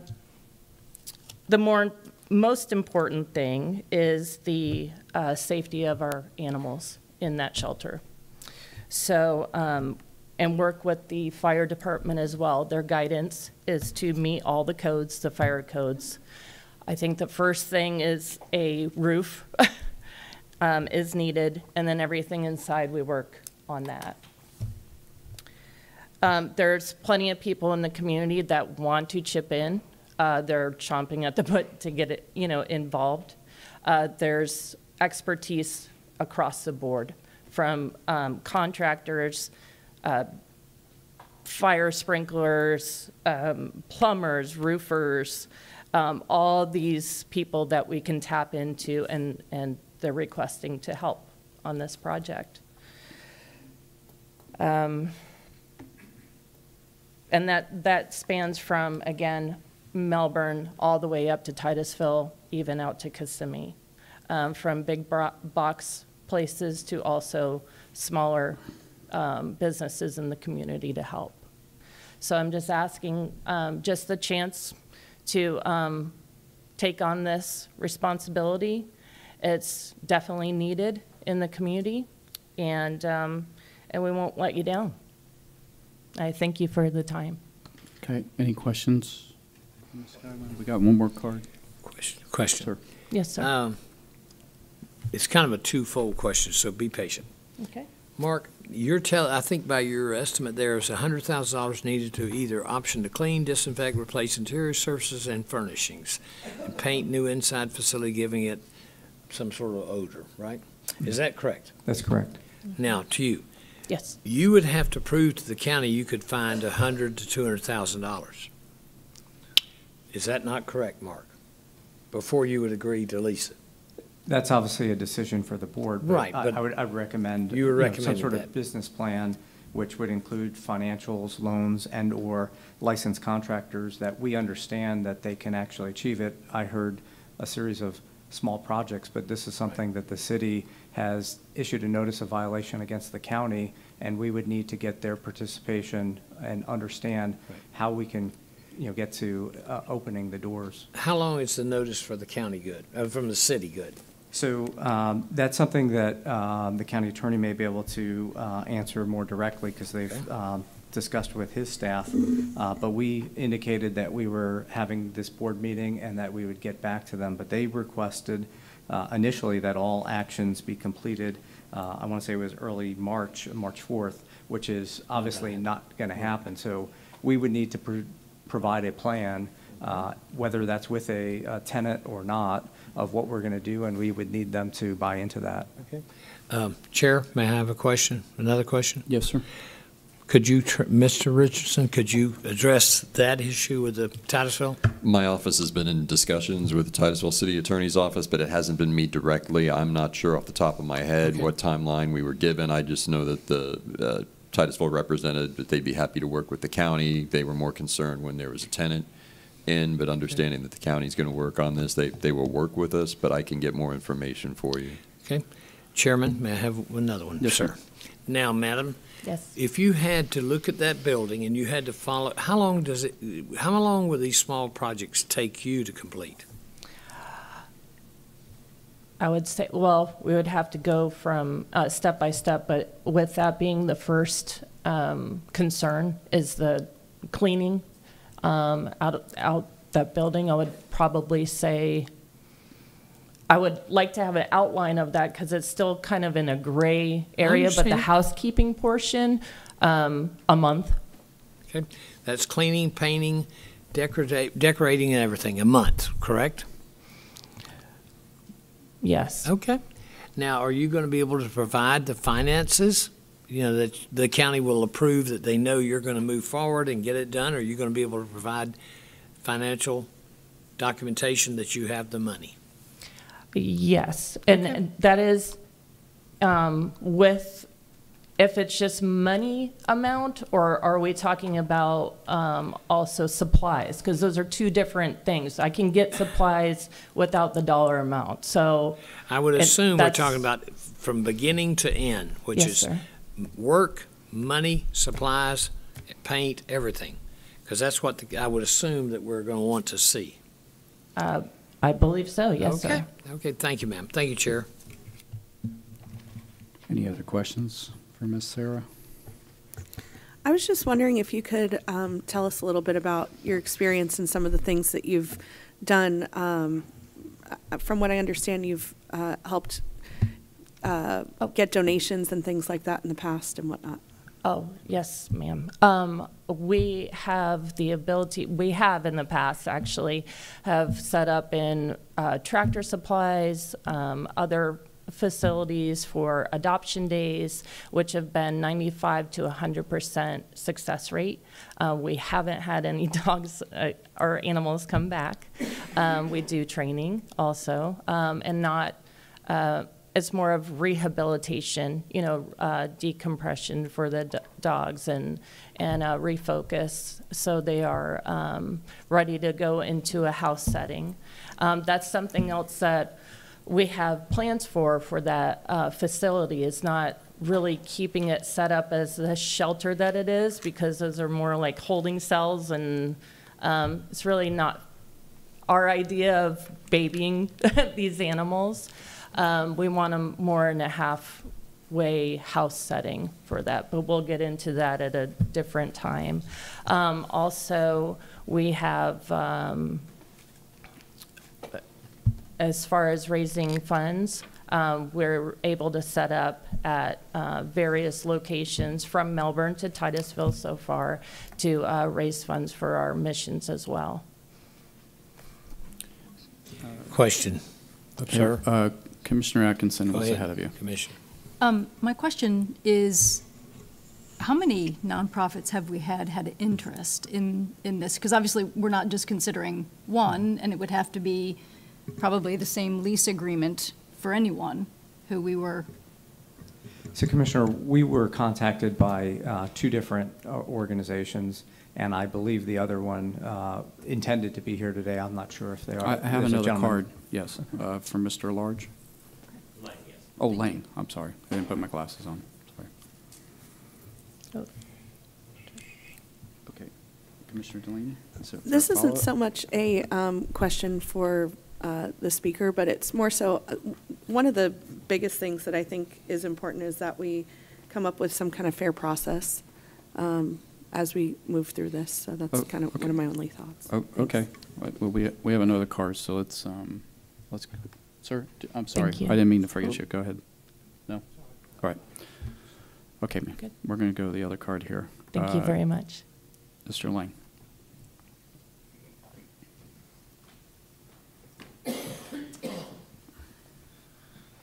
Good morning, and thank you, commissioners, for having me in here today. She said a lot of things I was going to say, that Brevard County definitely needs a rescue entity. We just really don't have enough for as many dogs as come and go. So I do rescue. I started doing rescue with Greyhound Pets of America back in 1990. I'm a dog trainer, been training dogs, showing dogs for many years. So my passion is the dogs, the animals, and like she had mentioned, my idea was the same. I go in and make this place more of a hotel than it is a jail cell. I have a team already put together. I have a contractor that is already agreed to replace the roof, has already spoke to code enforcement of Brevard County. I've been talking to Ms. Webster, the attorney, Mr. Bell, several other people within the county. I even spoke with Mr. Wayne Ivey about it because he originally pulled the Humane Society out of this facility because of its ill condition and moved him to Melbourne. So we know the building's been going downhill. When Furever actually started in this process of needing assistance to clean this place up, I went in, helped pressure wash. This is just recently, like the 3 weeks before they closed down. I pressure washed all of the back kennels, painted them, put a lot of time and effort into helping start to clean up for her. And the things that needed to be done just kept building up, and she finally threw the towel in, from my understanding. So I've had an interest in this and told my wife for the last 2 years, but I'd like to go in there, really change this place up, clean it up, and make it something for the county. One of the big things I want to do is I have veterinarian and veterinary assistants on my staff already that we want to do a no-cost clinic out of this facility. And I want to clean up the facility inside, outside, and the grounds. We want to offer a lot of things to the county as far as, like I said, no-cost vaccines for our elderly, low-cost vaccines, what have you. So there's plenty of room in this building. I know there's talk of maybe possibly condemning the building, tearing it down. We're not going to do that to the 1880 buildings built in downtown Titusville. Everything's salvageable when it's brick and mortar. This is a brick and mortar facility. Once we replace the roof, we'll have the electrical gone through. I've already had the fire department in there. I've got a 2-page report on everything that the fire department stated need to be fixed or repaired. So yes, the building does need. I've heard estimates up to $380,000. I did analyze those costs. Look at that. I've actually got the building broke down into rooms, soliciting each room to community members as far as businesses, small business, large business, where they can pick a room and they either supply the costs, the materials, or what have you to redo it. So I've already got all that laid out. Like I said, I've got a contractor that said they're going to do the roof pro bono, and so I know it comes down to who gets it, whatever, but this is something the county definitely needs. So please consider at least allowing us. I myself am willing to do a lease option of give me 6 to 12 months lease with the option of y'all can come in, everybody can come in and look at this place, and if it passes the inspections of county fire code, and they give me another 10-year lease on top of it. Thank you very much. Any questions, commissioners? Would you mind telling us a little bit about your experience as well? Yeah, I started with Greyhound Pets of America. It was actually in Cocoa, Florida. Got on the board there, did treasury work, actually went into the tracks, pulled the dogs out, and placed the dogs in homes. I started training with Bobby Mutter. I don't know if most of you probably can remember Bobby Mutter.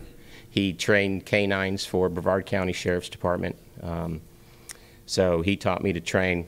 Spent a lot of time showing dogs in obedience. I started out in confirmation and showing, but to me that was political. So did a lot of obedience training and been doing this a long time. The Lang's Relic Canine Rescue is that one. This rescue is new fruition. Started June 1st of last year. I'm licensed. I'm insured. I've got everything I need for that for the foundation of this. I worked with other rescues. We've been placing dogs for many, many, many years. I did large dog rescue out of Tampa for many years, helped them move dogs because they'd get the dogs into the bigger facilities, and these big mastiff dogs were harder to place. They actually euthanized a lot of those. And now I do Schutzen work, which is protection work. I do agility, and I do board and train. Morris, I have a light on for you. Did you want to say something? Yes, sir. Just got a note from my office that I believe, with regard to the city of Titusville, that our new report date to Titusville is June 9th, and we have agreed to provide updates during that time. Okay. Commissioner Atkinson, did you have a question? I have a question for staff. Okay.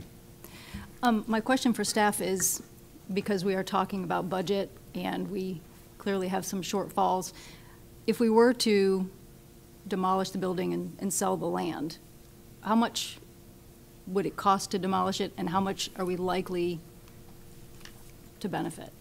So Commissioner, the estimated demolition cost is a rough cost at this point is $90,000.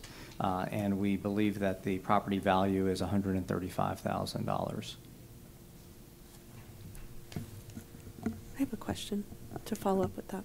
Commissioner Delaney. Is there any requirement to demolish the property if we decided to sell the land? Or could we just condemn the building, or what? There's not. We can certainly surplus it. Whether or not there's takers is another question, obviously. The building is in pretty, it's in disrepair. And, just to highlight, it's not just a good cleaning. We included the $100,000 on top of just getting it code compliant, because the smell of urine and other things are just impregnated in the floor and the walls, and I don't know that there's enough bleach out there. I think it really needs to be ripped out, but it's also the wiring needs to be done. There needs to be a new sprinkler system. The HVAC needs to be redone. The roof needs to be done. So, I think that, either of these two, if they can demonstrate that they have the wherewithal and the resources, that's obviously, again, up to the board.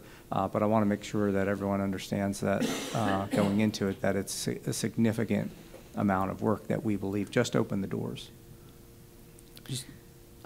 I just wanted to say that this is definitely a need for the community in North Brevard to have more shelters. So if there's a way, that would be amazing. But my wonder about the demolition was, would that make the price of the land go down if we didn't demolish the building, or like what would the net be if we kept it up or demolished it?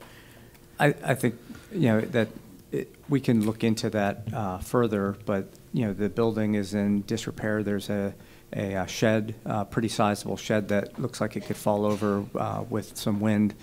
So it potentially could improve it, the value, but I don't think it'd be substantial. I'd have to look into that further. Thank you. Typically, when you have a structure like that, you're far better off to demolish it before you sell the property, because someone else buying it has got to deal with that problem.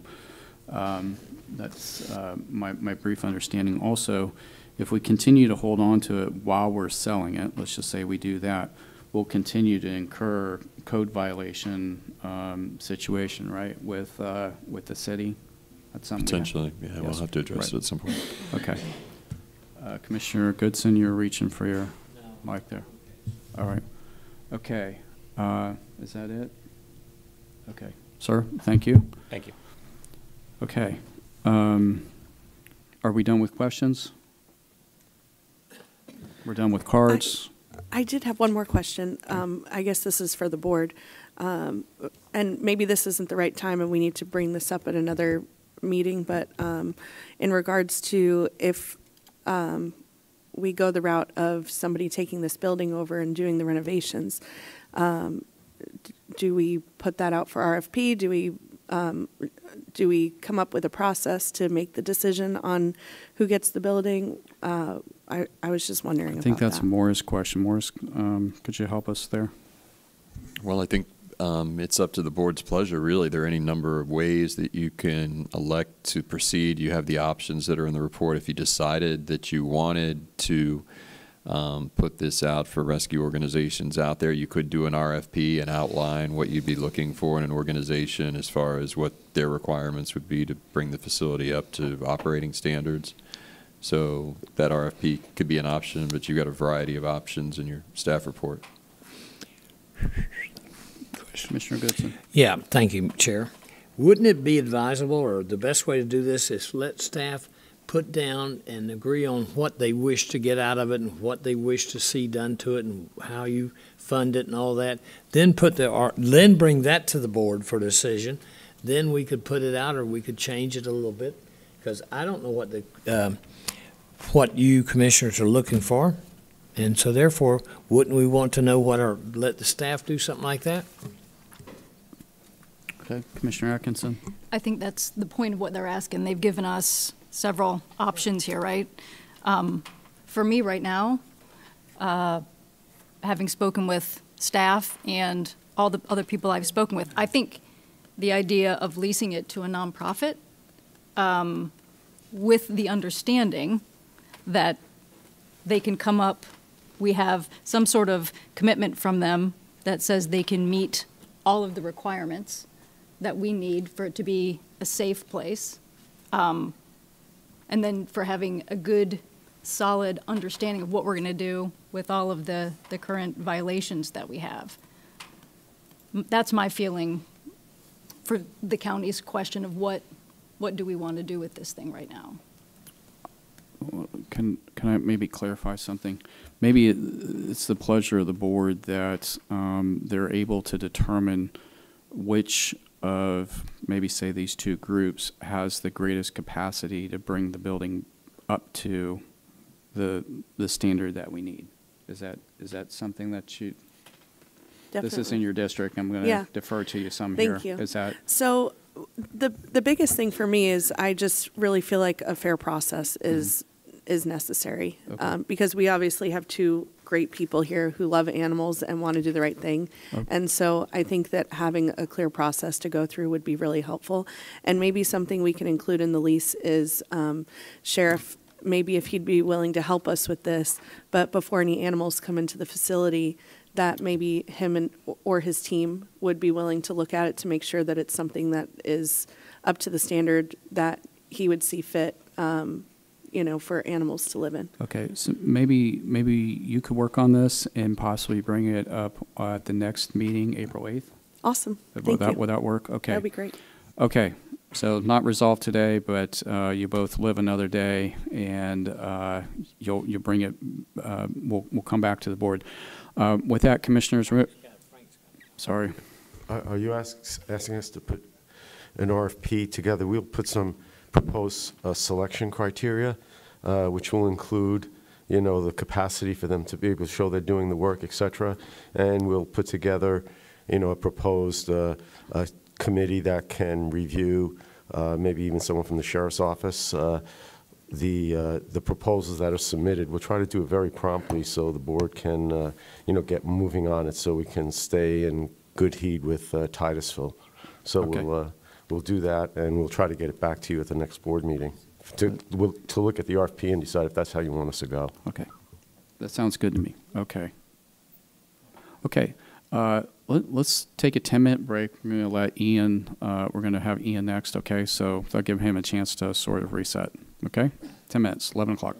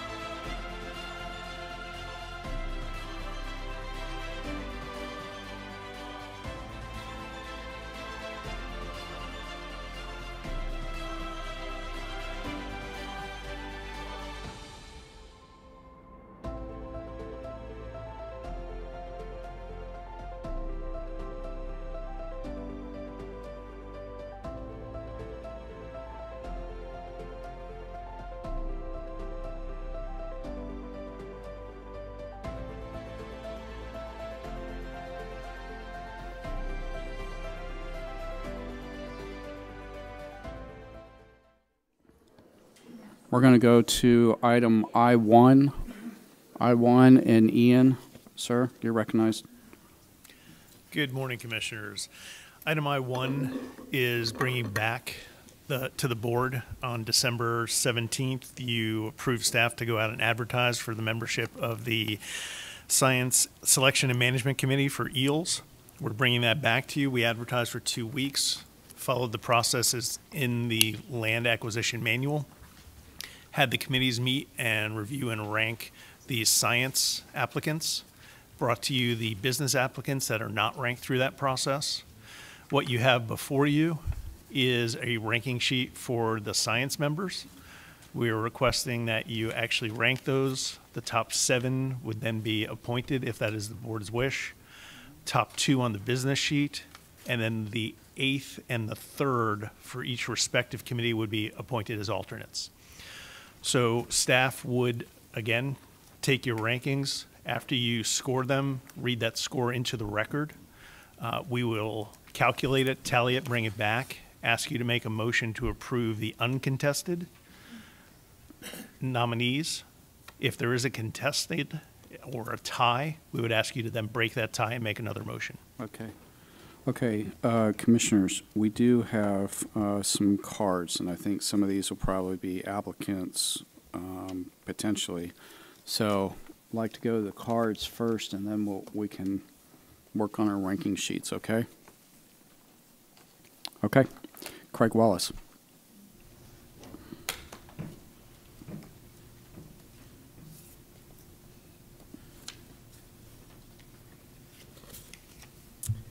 Morning, Commissioners. Craig Wallace, Brevard, Indian River Lagoon Coalition.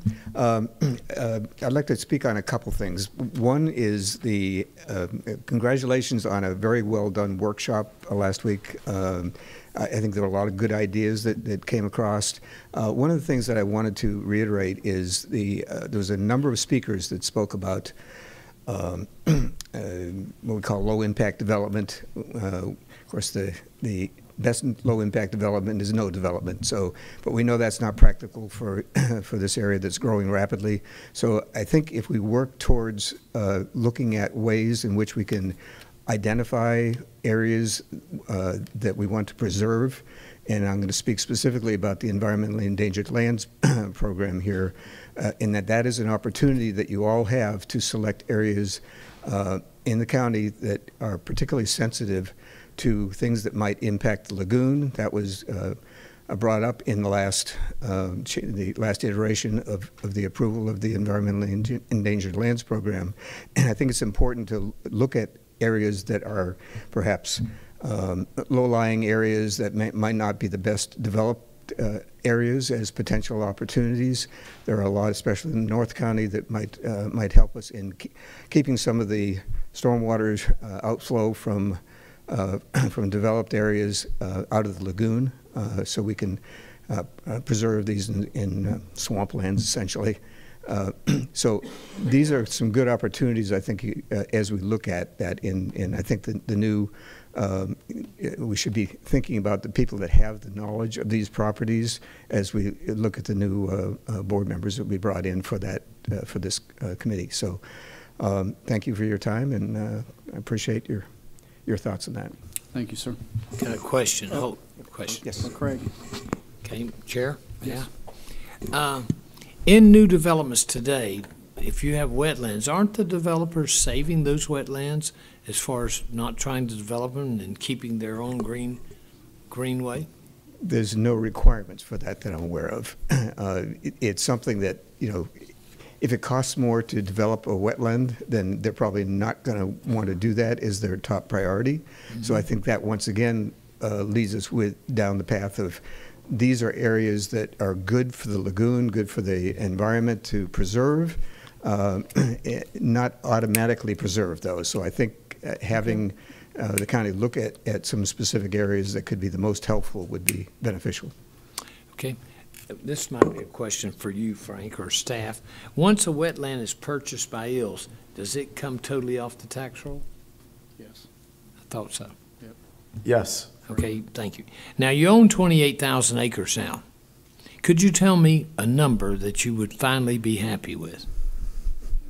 In terms of acres? Yeah, heck yeah, our money. But, you know, how much would make you happy? Well, once again, it's not the number of acres as it is where they're located. Now, would you agree that the EELS program, as far as use of land to the public, is not all that great? I mean, you profess to have trail and walking and hiking and horseback riding, correct? Those are all parts of the things that we preserve for, yes. But you do not allow hunting, correct? That is correct. And why is that? And I do not know that. So we could talk to, as a board, to talk about that, especially in the wet areas, okay? I understand you have feral hog hunting, though. Are you aware of that? No, I'm not. Yeah, I was interested in that because you provide a guide who walks with this person, and you almost have to get fingerprinted to kill a hog, but that's okay. But then I found out it was the trappers that you employ that can hunt, not the public. I find that totally interesting, but still, that's okay. All right, thank you, sir. Yep, thank you. Commissioner, I think your question about nuisance animals especially is very interesting, because an important part of wildlife management is hunters who keep nuisance animals to a minimum. Anyways, Wayne Burden, did I say that right, or Burton?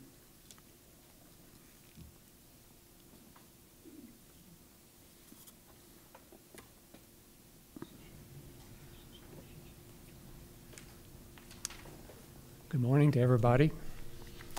I thought that I had 5 minutes, so I'm going to do some speech slashing here on the fly. I would like to thank each of you for offering me this opportunity to speak, and to offer a special thank you to Commissioner Delaney for inviting me to introduce myself. My name is Wayne Burden, and I have applied for one of the open business positions on the Environmentally Endangered Land Selection and Management Committee. I decided to show up in person today to put a face with the application and to explain why I believe I would be an asset to the SMC committee. My wife and I are longtime Brevard County residents and walk in our county parks on a daily basis. We're both very passionate about protecting our ecosystems and sustain and support our wildlife and plant populations. I'm an Air Force Reserve retired officer with 22 years of service.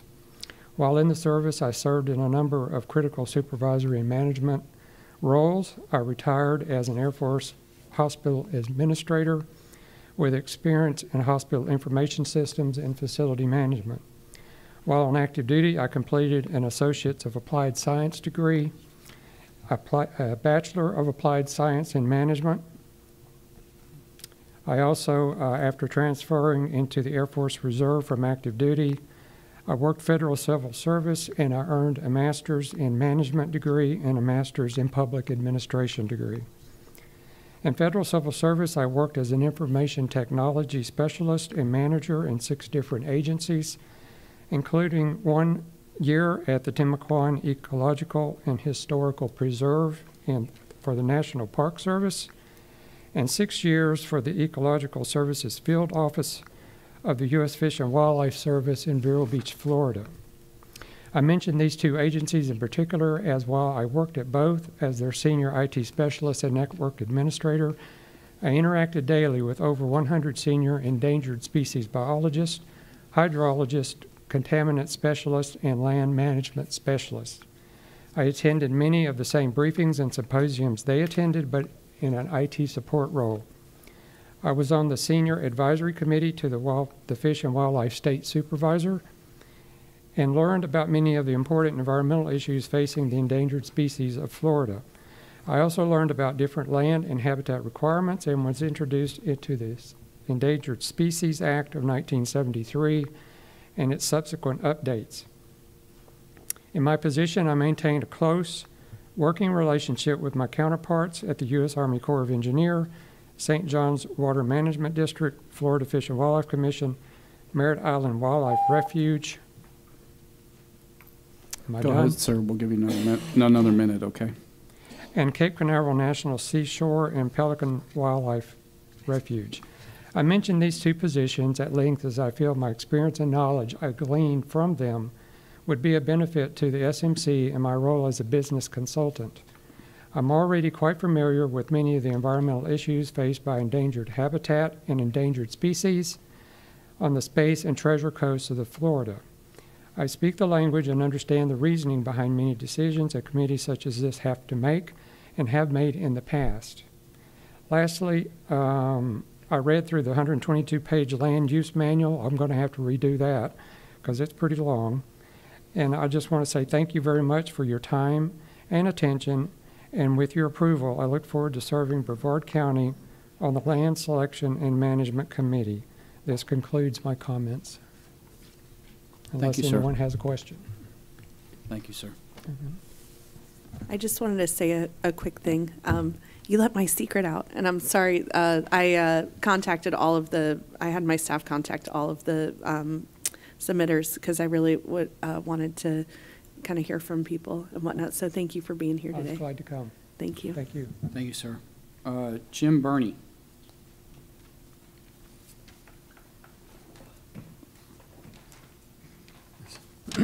Hey, good morning again. I was planning on coming to be a part of Vince's presentation anyway, but then received an invitation as well. So anyway, I'm here today to introduce myself as a third-generation Floridian, born and raised in Sanford, Brevard County resident, live in Rockledge, UCF graduate in biological sciences with a bachelor's in 1987 and a master's in 1995. I'm a certified professional wetland scientist and a vegetation management business owner and a current eel selection and management committee member. As such, I hereby state my interest in continuing services to the SMC and to express my gratitude to the board's continuing support of the EELS program. The experience set that I bring to the table encompasses a 41-year background in environmental services, starting with protected wildlife and ecological community level field studies and management, and water quality field studies and nutrient mitigation measures while at Post Buckley, Shoe and Jernigan, and then later on at Ecotech Consultants. Many of these projects were in Brevard County, including scrub jay surveys and habitat mapping for Suntree and Vieira before they were such, Cape Canaveral wastewater load allocation determinations, and Titusville blue heron wetlands site evaluation, environmental permitting, construction management, and later operations. My skill set also includes 23 years as Aquatic Vegetation Control, Inc. President and owner. Following the death of the company founder, my father, in 2002, we're a vegetation management contractor from the federal level all the way down through the municipalities for invasive species control, flood management, FPL power line, vegetation management, and construction and for the commercial land, the residential sections. As such, I've had the opportunity to meet Mr. Goodson and Commissioner Altman with the the ABC group. We were the ones running around up in Tallahassee with the white helmets and all of that. So I didn't have a chance to meet y'all back in the day. As such, for the responsibilities of overseeing the company, I had the administrative, financial, logistical, and operational aspects for land and waterway management programs for clients ranging from the feds to municipalities, as I mentioned. We're a 122-person company. We're field about 300 people today, and we've been in business 39 years. And to date, cumulatively, we've probably treated well over 1 million acres in Florida as far as invasive species, upland, and waterway management. And then lastly, my participation has been on environmental organization boards and committees since 1998. I was the chairman 3 times for the Florida Exotic Pest Plant Council, which is now the Florida Invasive Species Council, as well as the Invasive Plant Management Association president for a few terms. So once again, I just want to thank you for the opportunity, and if reinstated, I look forward to evaluating Brevard's critically important conservation parcels for the environment as well as the people. Thank you. Thank you, sir. Question. Yes, sir. Chair? Yes, sir. Sir. Is there a correct way, or could you provide staff and county with the correct way to kill Brazilian pepper trees? Absolutely. We've got a perfect recipe for that. Unfortunately, it's expensive because you just don't want to kill it in place because then you have a standing mass. But yes, if you take it down to root, yes, there's a herbicide mix that's very effective on that. Is that legal to buy? Absolutely. Okay. Yep. Yeah, the active ingredient is triclopyr, and they sell that at Home Depot as weed be gone. But anyway. you have to get to the roots? Just the stump. You can Stump? treat it in place, but like I said, you just leave a mess that something else is going to grow on if you leave it in place. Okay, thank I always thought if you put a bucket over the stump. Does that not work? I think it'll just lift the bucket. Yeah, I haven't had very good success with it myself. But it responds well to herbicides. It's just okay. The decision to treat it or not, you have to have a follow-up plan, because if you just take it down, you have to have a restoration plan too, because something else is going to grow there. Brake fluid works pretty well too. Question. One more question, sir.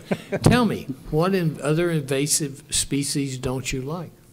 Well, our business is in Palm Beach County, so we work from the Keys pretty much up through Indian River County and some in Brevard County as well. We have worked at the wildlife refuges and whatnot through our federal contracts with the National Park Service and the wildlife, Fish and Wildlife. But Lagodium is far and above the Japanese or the old world climbing fern. Oh, yeah. It's probably far and above the worst thing you can imagine, because it doesn't need disturbance. It can grow wherever. It changes fire ecology. It outcompetes anything else that's out there. So that's probably the worst of the worst. Thank you, sir. Yes, sir. Yes, sir. Susan Chrisman, say that right?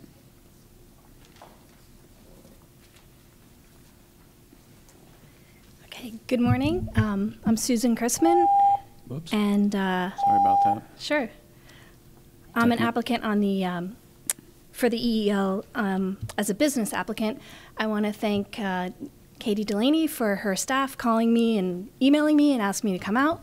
And I wanted to ask if you could refer to your ranking sheet, because if you look at the ranking sheet, you'll see that in under the qualifications for the business applicants, mine's kind of light, and so I was hoping to just speak to my qualifications and maybe you could fill it in. But I do have a bachelor's degree from the University of Florida, travel and tourism. I had an outside concentration in mass communication. I earned a Master of Business Administration from Rollins College and focused on finance and management. I went into commercial real estate appraisal here in Brevard County 20 years ago. I've completed thousands of appraisals. I have worked all over the state of Florida. At one time, I was licensed in 13 states in the United States. My practice includes all commercial property types, so retail, office, industrial, residential, hospitality, institutional, special purpose. I'm nervous to speak, by the way. Vacant land. But in 2021, I earned the MAI designation. This is a member of the Appraisal Institute. This is the highest qualification that you can achieve as an appraiser. And I wanted to point out that if you look at the EEL Land Acquisition Manual in Chapter 5, Section 4D, you'll see that MAI appraisals are required as part of the process. I think it would be advantageous to have someone that is an MAI on the committee. Sometimes MAI appraisers like myself are engaged to interpret MAI appraisals for other people, so because it's sort of its own language. I'm a fan of conservation, and I'm actually trying to expand my career to support and further conservation. And so I think I would be a valuable member of the committee, and it would be my honor to serve. I did want to speak on the other issue, and so I didn't, of the Rockledge Hospital, and can I have permission? Okay, I was just, I hadn't really thought about it in depth until sitting here and listening to all the speakers, but in my appraisal practice, I've witnessed development of these freestanding emergency rooms around Florida, and I did a really quick search, and I see Orlando Health has well, let me tell you what is a freestanding emergency room. They're usually around Ma'am, I hate to interrupt you, but we do have a final public comment, and you're welcome to speak on that because you didn't do a public comment earlier, okay? That would just be the proper place for it, okay? I don't know if I'm going to stick around because, like I said, I do thousands of appraisals, and I need to get to work. So we're trying to go as fast as we can. Okay, well, thank you for the consideration, and it would definitely be my honor. Okay, thank you very much. If you could email me what you were going to say about Orlando Health, yeah. I bet all of us would love to hear it. Okay. It's not that we don't want to hear you. There's just oh, I understand. Okay. Yeah, okay. Thank you. Ken Snyder.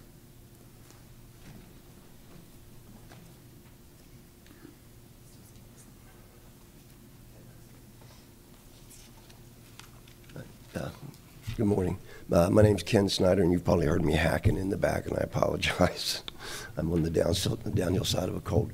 I'm one of the SMC applicants, and one of the primary reasons I showed up, one, I was invited, or I was said it was a good idea, so I thought I'd show up. My resume, like the previous speaker, is heavy. I did not complete my master's degree, and it's shown on there as having done that. So I went through all my classes, and then with family sickness, anyway, I didn't finish it, so I don't want that on the record. And but anyway, my background, I didn't bring any notes. I'm retired from the St. Johns River Water Management District. I was the field program supervisor for what was at the time the largest wetlands restoration project in the world, which was the Upper Basin Project, and it's now surpassed by SERP, the Comprehensive Restoration Plan. When I saw the ad in Florida today, I kind of like smiled and I said, well, that looks like an effort to give back. I'm retired. I work part-time. I'm not really retired, but I just thought it was an opportunity to give back, and I'd love to do it. I know the county. I know the issues. I understand how the ecology works, and that's really about it. You know, one thing I did think of, I've hired a lot of, a fair number of environmental professionals, and I remember one time that we hired a guy, and on his resume, he literally, we're used to seeing, you know, degreed people, and on his resume, he literally just had, his job was cowboy. That was it. I'd never seen anything like that. So we interviewed him and hired him. It was the best hire I ever did. I just wanted to say that for cowboys. All right, thank you.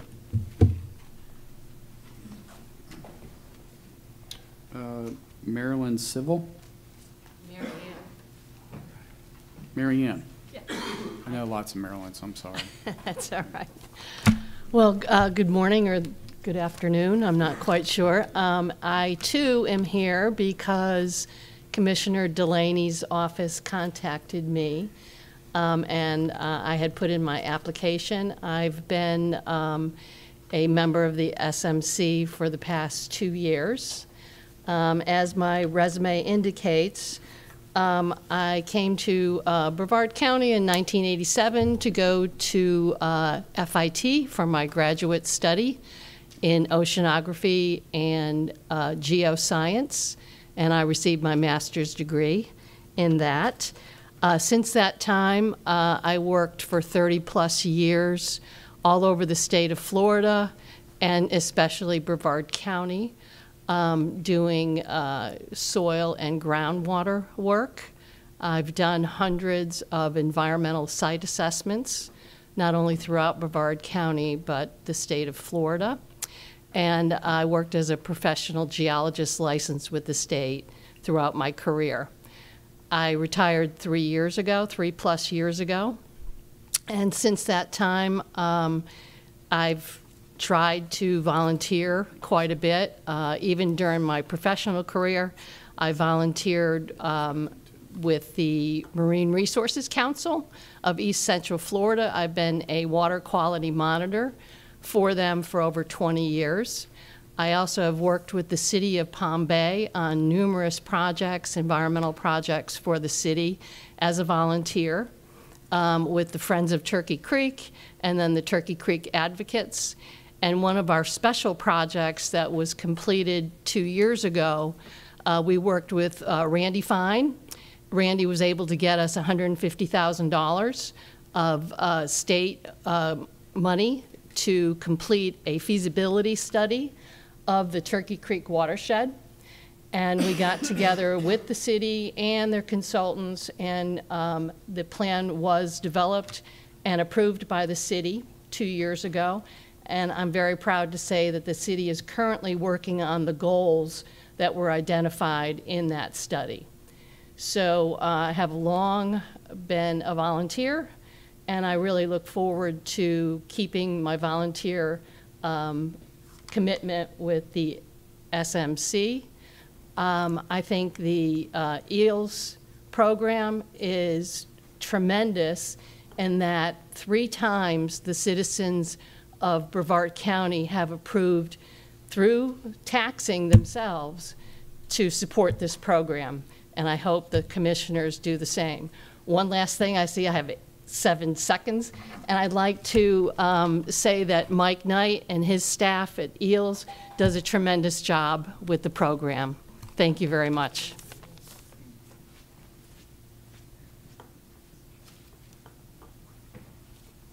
Okay, sorry, Sandra Raciot? Raciot. We're debating that.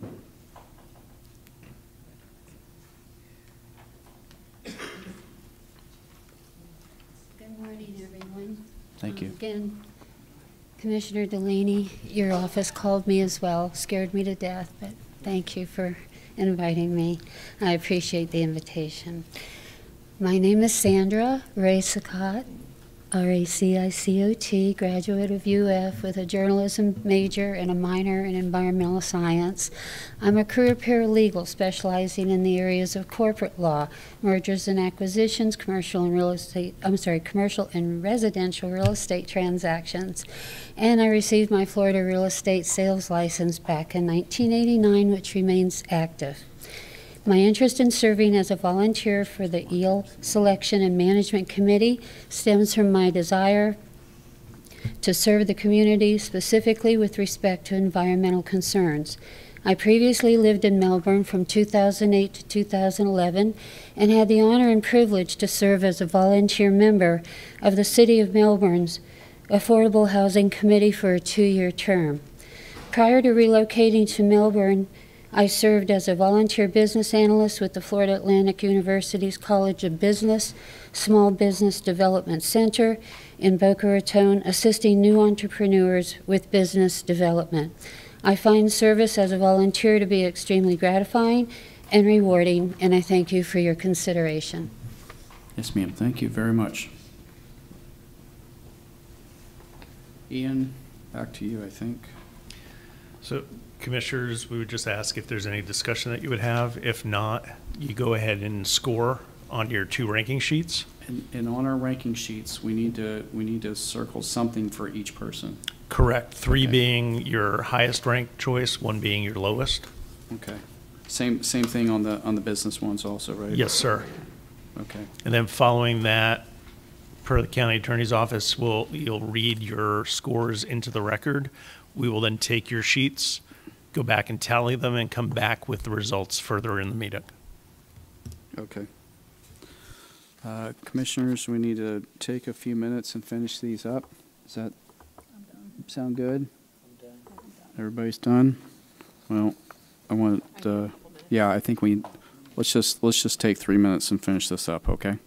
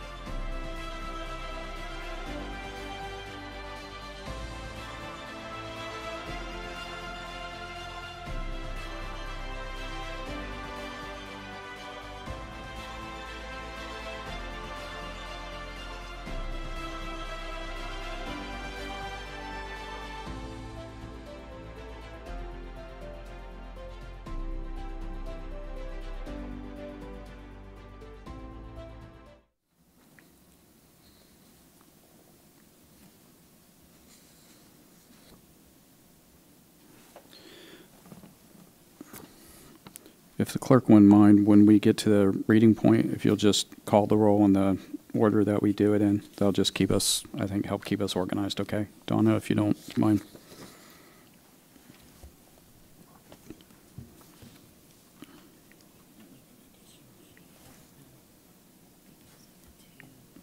You all set? Oh. Okay, I know it's a tough one, it's a lot. Okay, so let's do that. Donna? I have a question. Okay. So I know that this board is a little different, kind of like Sorrel.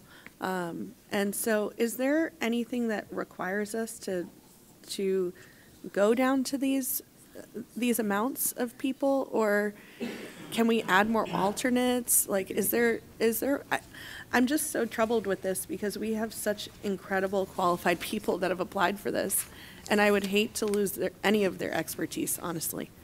I think your question is for the people who don't make the top 7 or the top 2, could they be alternates? Correct. Is that fair? Ian, you want to try to address that? So the land management manual or land acquisition manual has the process that's followed. It is a board-approved process. The membership of this board is also board-approved. So if once you've scored, and we have scores for everyone, you want to do something different with a motion, the number of alternates, any of those things, that's at the board's discretion.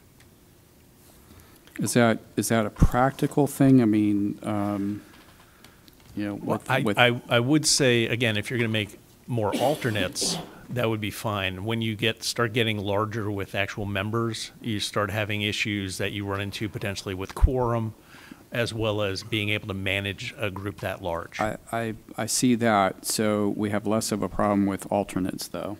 Correct. Because obviously some people, life goes on, and sometimes people can't show up to a meeting. So alternates there. Is there any sort of staff objection to that idea? Well, okay. None. We already have alternates, right? We currently have one alternate for the science category and one alternate for business. And Okay. again, that's what the agenda was written to for what the current setup is. But again, it's at the board's discretion. Well, let's do this, Commissioner Delaney. I think we could entertain that after we go through and see how this shakes out. So Thank you. I don't think it's a bad idea, but more participation and what have you. Okay. So clerk, if we could we'll do call the roll for the science first, and then the business, and we'll go through it. Okay. Thank you. Go ahead, Donna. Commissioner Delaney? Yes. Paul, I'm so sorry about mispronouncing your last name. Schmalzer, 3. Catherine Becker, 3. James Burney, 3. Marianne Civil, 2. John Shepard, 3. Kenneth Snyder, 3. Christopher O'Hara, 2. Lisa Toland, 3. Jennifer White, 3. Jennifer Thompson, 2. Jeff Ebel, 3.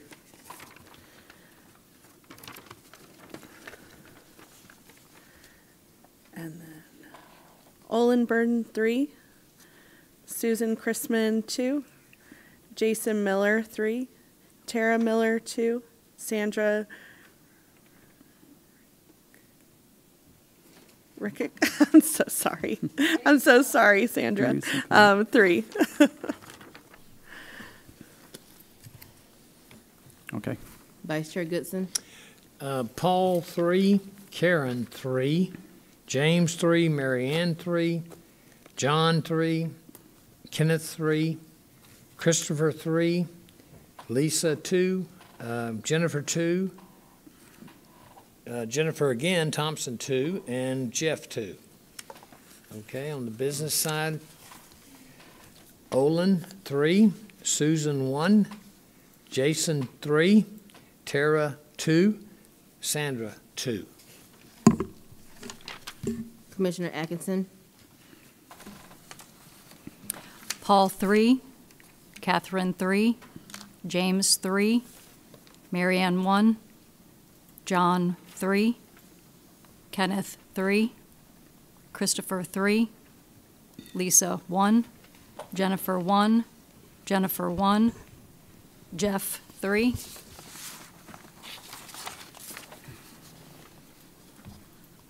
Wayne Olin 3, Susan 1, Jason 1, Tara 3, Sandra 1. Commissioner Altman. I don't know if I've ever seen so many qualified candidates, so this is not a reflection of who's better or not. It was just, had to pick somebody. And so I have Becker, 3, Bernie, 3, Shepard, 3. I gave them all 3s. O'Hara, 3, Tolan, 3, Thompson, 3, Ebel, 3. And then in the business, I have Miller 3 and Miller 3. Jason and Tara. Commissioner, we do need a score for everyone. Well, I gave them all 3s. Oh, for everyone that I ranked. And everybody else and gets a even 1. for the ones that you did not read? Oh, you need scores for all of them? Yes, Oh, sir. Okay. Okay, I'll give all them then 1s. Okay. Chairman Feltner. I know it's tough. I feel your pain. Okay. On the science, I gave Paul 1, Catherine 3, James 1, Marianne 2, John Shepard 1, Kenneth 2, Christopher 3, Lisa 2, Jennifer White a 3, Jennifer Thompson a 2, Jeff Ebel 3. On the business, I gave Wade Burden 1,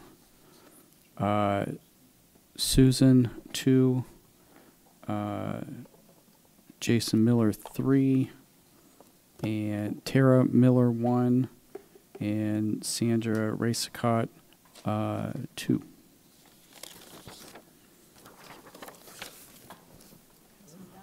We're going to pass them down. Ian's going to, they're going to work on that while we go on to a couple other issues, and then you'll come back? Is that Yes, sir. how we want to do that? Okay, so we're going to kind of pause on I-2. We're going to come back to that. And, oh, I'm sorry, that was I-1. Excuse me, I-2. Yep, okay.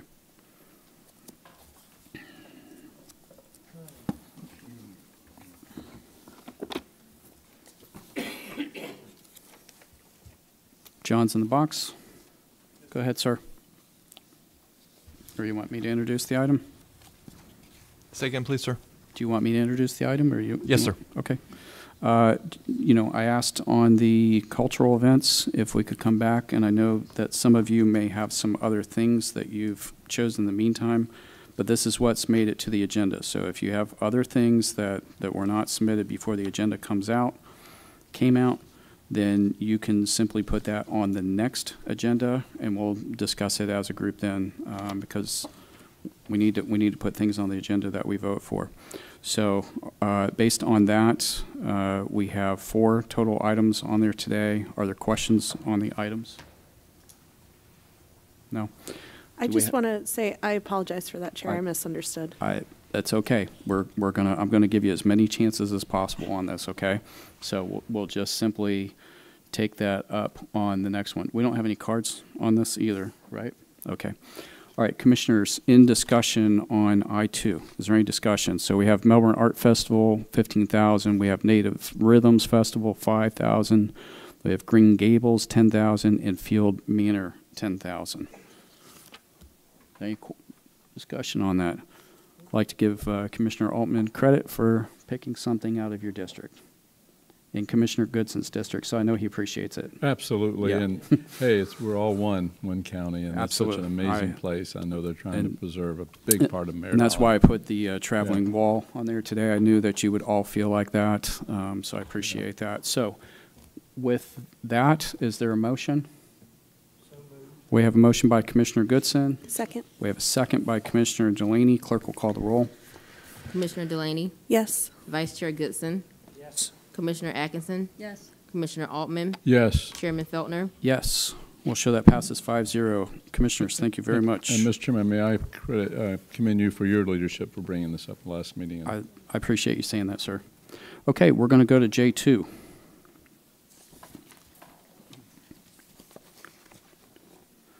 Troy. There he is. Okay. You're recognized, sir. Good morning, Commissioners. I'm Troy Post with the Embeds, and we're bringing forth a recommendation from the Embeds Board for the county to sell a piece of property that's in the Spaceport Commerce Park up in Titusville. The Embeds is the official agent for the county in the development of lots in the park. The purchaser is a company called Olympia LED. They manufacture electronic reader board signs. They're a growing business, a small business. This is part of our economic diversification strategy to try to attract firms that are not necessarily wedded to the aerospace industry. They actually came before the commission for approval to enter into a real estate contract back in 2023. They purchased a 4-acre lot. When they started working with their civil engineer and started looking at doing the site plan for the park, they realized they needed some additional acreage in order to comply with the City of Titusville's code requirements for stormwater retention on site. The city also has a tree ordinance that required a certain ratio of the lot to be covered with a tree canopy. So with the building layout that they needed, they were requesting an additional 3 acres of land. They came before the Embeds Board with an offer of, I think, $41,000 an acre. That was rejected. They came back and negotiated and are bringing forth this contract to you, which is $50,000 an acre for the 3-acre parcel. Commissioners, questions for Troy? Thank you so much for being here today. One of my questions that I got from the community about this was they felt like that was kind of a low price for the property, but when I explained to them, you know, the fact that this property is not really accessible, it's mostly wetlands, that kind of thing. Could you talk to that a little bit? Yeah, so Just so these people lots can are understand. undeveloped lots. It's just a natural wooded area. This particular 3 acres is actually located behind the 4 acres that the company acquired, so it doesn't have any road access. So that's another contributing factor. There are some wetlands on the site that's been denoted on the site plan. They'll have to work around that in addition to building the new stormwater retention pond. But we do a market analysis every 3 to 4 years. We're set to do that again this summer, where we look at really what the value is of the lots in comparison with other industrial lots in Central Florida. So we're slowly inching up the price per acre, but mindful that these are lots that pose a lot of development challenges. Thank you so much. I appreciate it. Other questions? Commissioner Atkinson, were you reaching for your light? No? Okay. Any other questions? Do we have a card? No, that's on the next one. Okay. Okay. Discussion on the item. Is there discussion on the item? Is there motion on the item? I'd like to move to approve. Okay. We have a motion by Commissioner Delaney. Is there a second? Second. We have a second by Commissioner Altman. Clerk will call the roll. Commissioner Delaney, Yes. Vice Chair Goodson, Yes. Commissioner Atkinson, Yes. Commissioner Altman, Yes. Chairman Feltner. Yes. And Commissioners will show that passes 5-0. Thank you. Okay. We'll go to J3. Commissioner Atkinson, I think this is your item. Thank you. So this is my issue. My understanding when I was elected was to listen to the residents' concerns, to find answers and solutions to their questions and their problems, and to make decisions on behalf of the residents after I found all that out. So I have heard from residents who come to these meetings and those who don't. They want to know, do our partners in space pay what they're supposed to? I can't answer that, so my job then is to find out who can. So I've asked for the board to approve a letter to go to our tax collector and property appraiser because they are our experts. They can give us the accurate answer. So I'm hoping, and I think that a letter coming from the board, one letter rather than 5 in this particular instance, will be helpful to their offices. So they are just answering one. So with the idea of clarity and transparency and expertness, we can put this question to bed. So I'm asking the board to approve the letter. Questions? Other questions on the item? We do have a card, so we'll do the card and then we'll discuss it if there are no questions. Sandra Sullivan.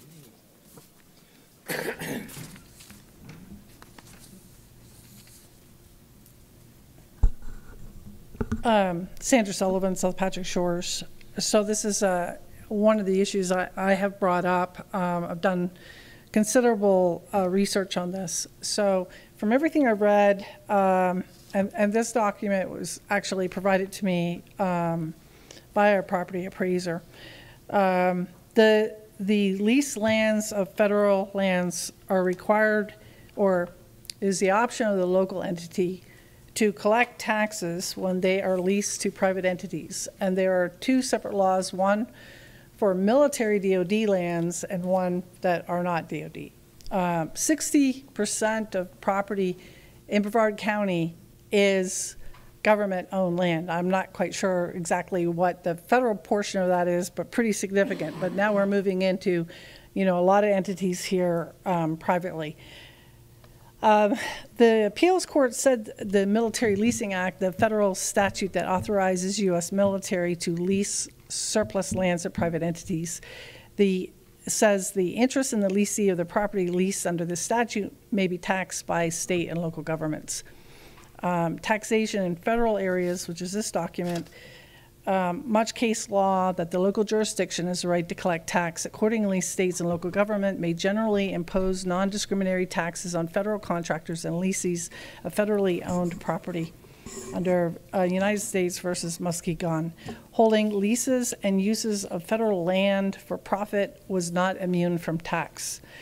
When you look at the state statutes, we have a state law similarly to the basis of the federal government, which is that you don't want to create an unfair business environment. And so in essence, that's what you're creating. We have the EDC tax abatement now that gives them tax exemptions on the land value. So we're really looking at the improved land value in terms of this for many of these entities. Space Florida tax exemption says real property and tangible personal property owned by the federal government or Space Florida and used for defense and space exploration purposes which are put to use and support therein shall be deemed to perform an essential national governmental purpose and shall be exempt.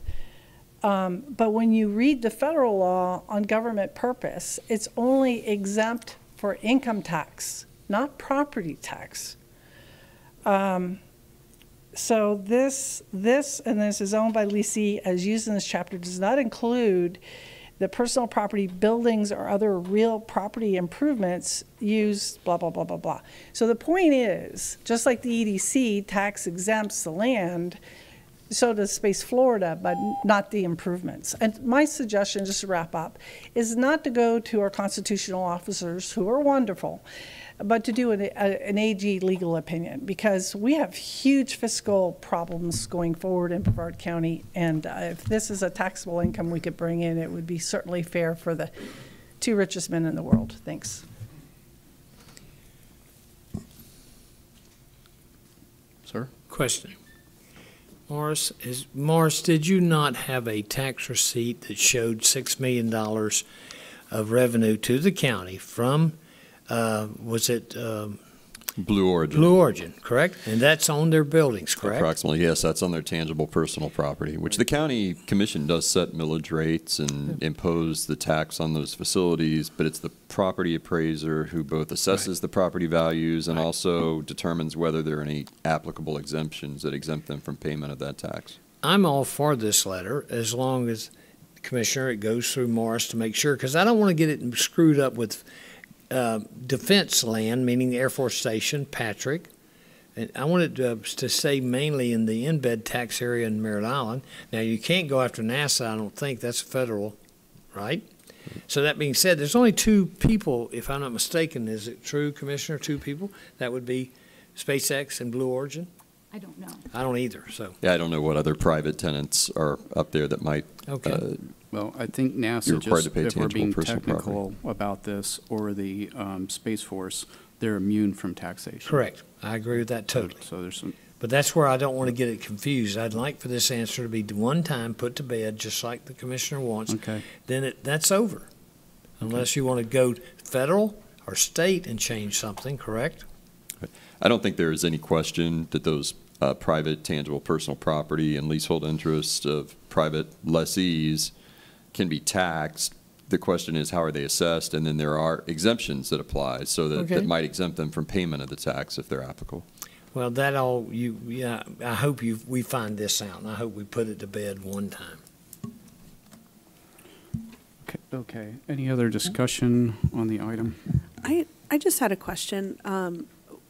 Commissioner Atkinson, did you happen to reach out to the property appraiser or the tax collector before you brought this to us? No.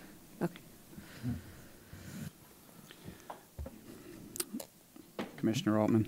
Yes, I'm going to vote against the letter. I don't think, I really despise property taxes in general, but I really, really despise tangible personal property. Being a business owner, having worked in business, it's probably the most burdensome, irritating, and bureaucratic tax. I've heard some businesses say we'd rather just write a check and do away with the tax because it takes so much time and effort to inventory all of those personal property holdings. I also think we shouldn't be taxing anything related to space. I think space is so difficult, it's so unique, it's so special, it's something that we pride ourselves to support here in Florida, and especially Brevard, that there's a term called zero G, zero fee. I like the idea of not taxing. California taxes their space industry. The other thing about the space industry, it has such a multiplier. It's so expensive, it requires so much training, that the economic benefit that we have of providing for a launch company, a satellite manufacturing company, a scientific research company, when we bring those type of industries, the payback is immense. I could go on and on. I mean, when you call for fire protection or ambulance protection at Kennedy, it's KSC that responds.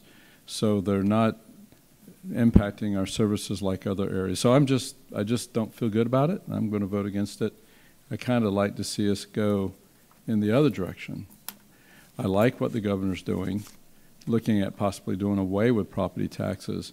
We're taxing the American dream and personal private property, and I think that's one of the very worst taxes we have. So I'm interested in going the other direction. I could support it if the letter was reaching out to figure out how we can charge less taxes on space-related businesses or at the Kennedy Space Center.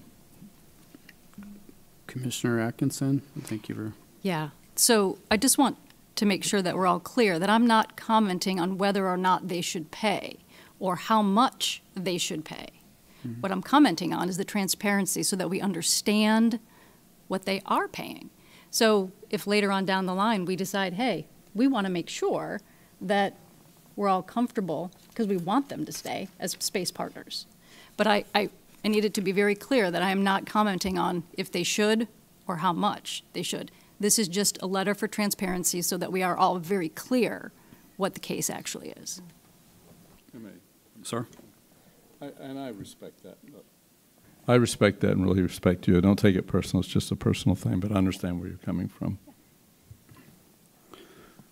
Is there any other comment on that, Commissioner Delaney? I guess my only comment about this, and you know, I've had some of these questions in the past as well, and I've gone to our property appraiser and our tax collector, and I asked them, and so my only thing, out of respect for them and their office, is I would rather for us to go to them directly and talk to them about this, and then, you know, at that point, I think it could be appropriate, you know, for them to kind of bring forward a presentation or something if they're willing, and if they, you know, which I'm sure they would be. You know, I learned this pretty early on. When the board asked me to do the same thing, to circle back with staff and then come back to, you know, come back to the board once I had done that. And so, especially with our constitutional officers, they're not our staff. They're duly elected just like we are, and I just feel like they deserve the respect of a conversation first. Commissioner Atkinson? Just to respond to your point, Commissioner Delaney, that is exactly what I'm doing, because one letter from the board to answer these questions is much more respectful of their time than all of us, whether it's residents or each commission office reaching out. So that was my reasoning for requesting just one letter that they could respond to. Is there anything else? I'll say something here toward the end. I don't think you need to do the letters. I spoke with Dana over the weekend, and as you know, I worked in that office for a long time. She's happy to speak with you. Those are her words, and so you're welcome to call her. I also suggest to you that she's going to come here to present her budget within the next 2 months, and if that's a question that you want to do in a workshop, I think that's appropriate, and she could do that then. So I think you're going to have a couple opportunities, one, talking to her, and then two, just doing that in the workshop. That's pending anyways. So that's my view of things. Do you want to continue with a motion today, or what do you want to do? Okay.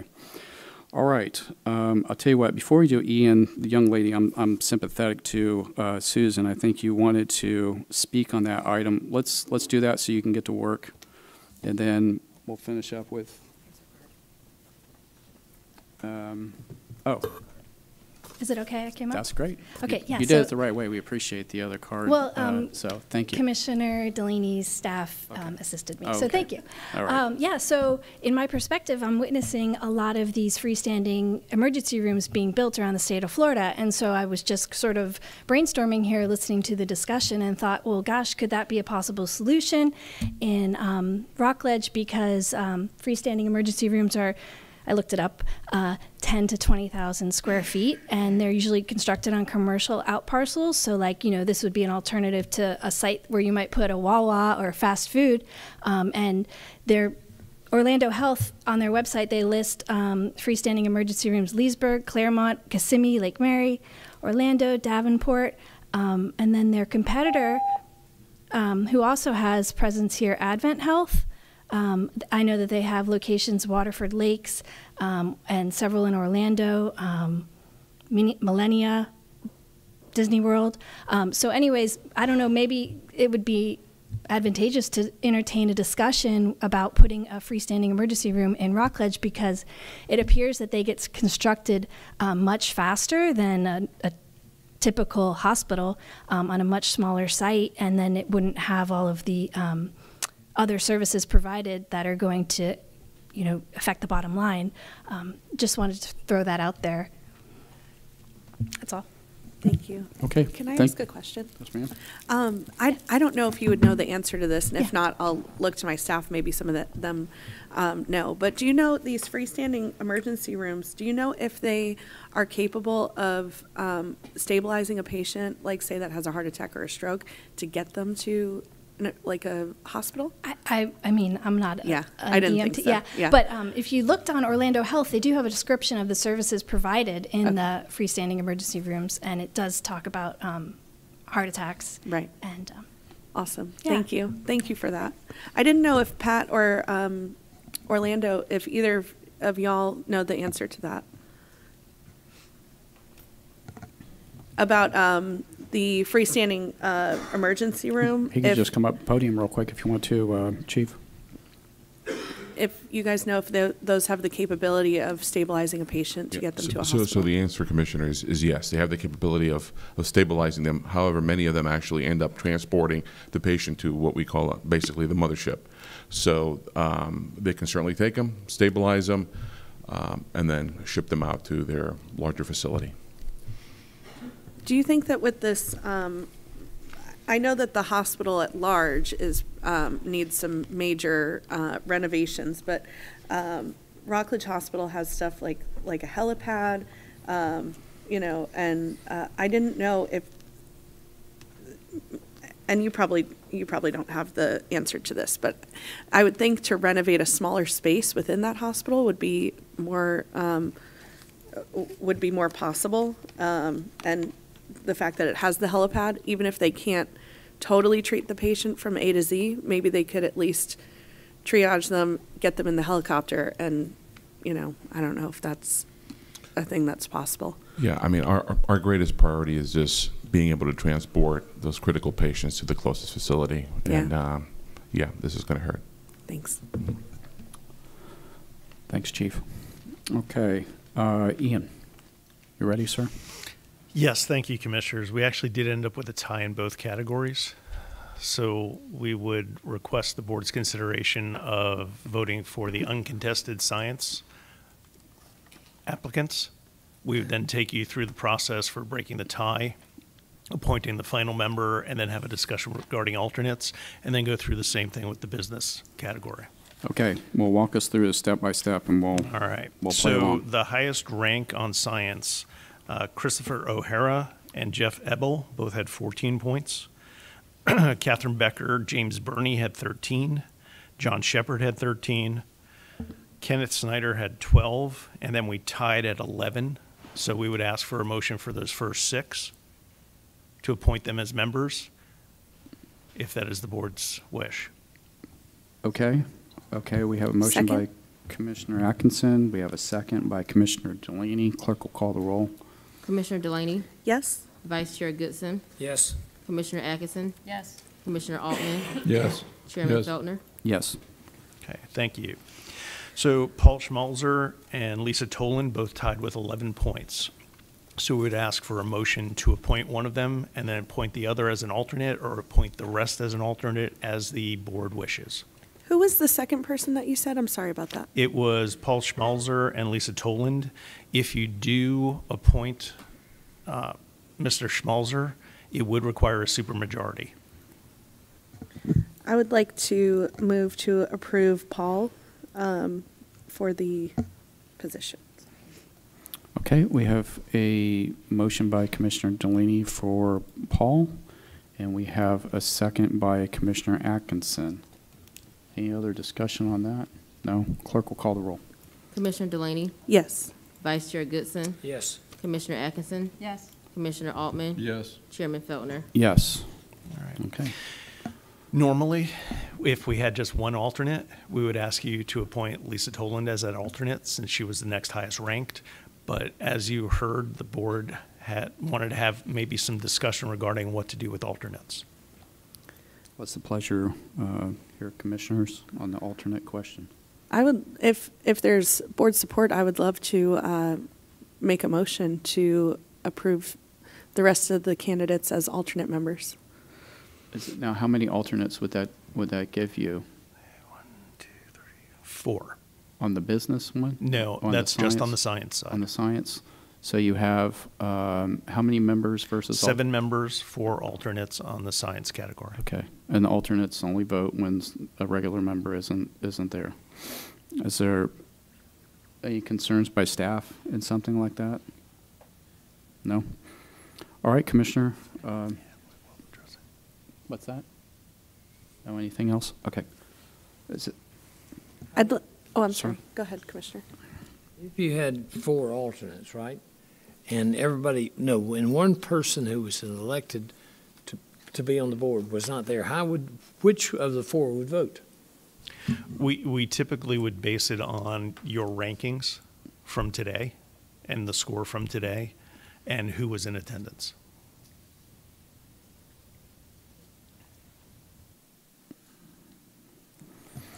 Okay, Commissioner, go ahead. I'd like to make a motion to allow the other candidates be alternates to this board. Okay, so we have a motion for the candidates who were not selected to serve as alternates by Commissioner Delaney. Is there a second? Second. Okay, we have a second by Commissioner Altman. Clerk will call the roll. Commissioner Delaney, Yes. Vice Chair Goodson. Yes. Commissioner Atkinson. Yes. Commissioner Altman. Yes. Chairman Feltner. Yes. Okay, we'll show that passes 5-0. All right, Ian. so on the business side, Jason Miller had the highest score at 13, so we would ask the board if you'd be willing to appoint him as the member, and then we would talk about the tie.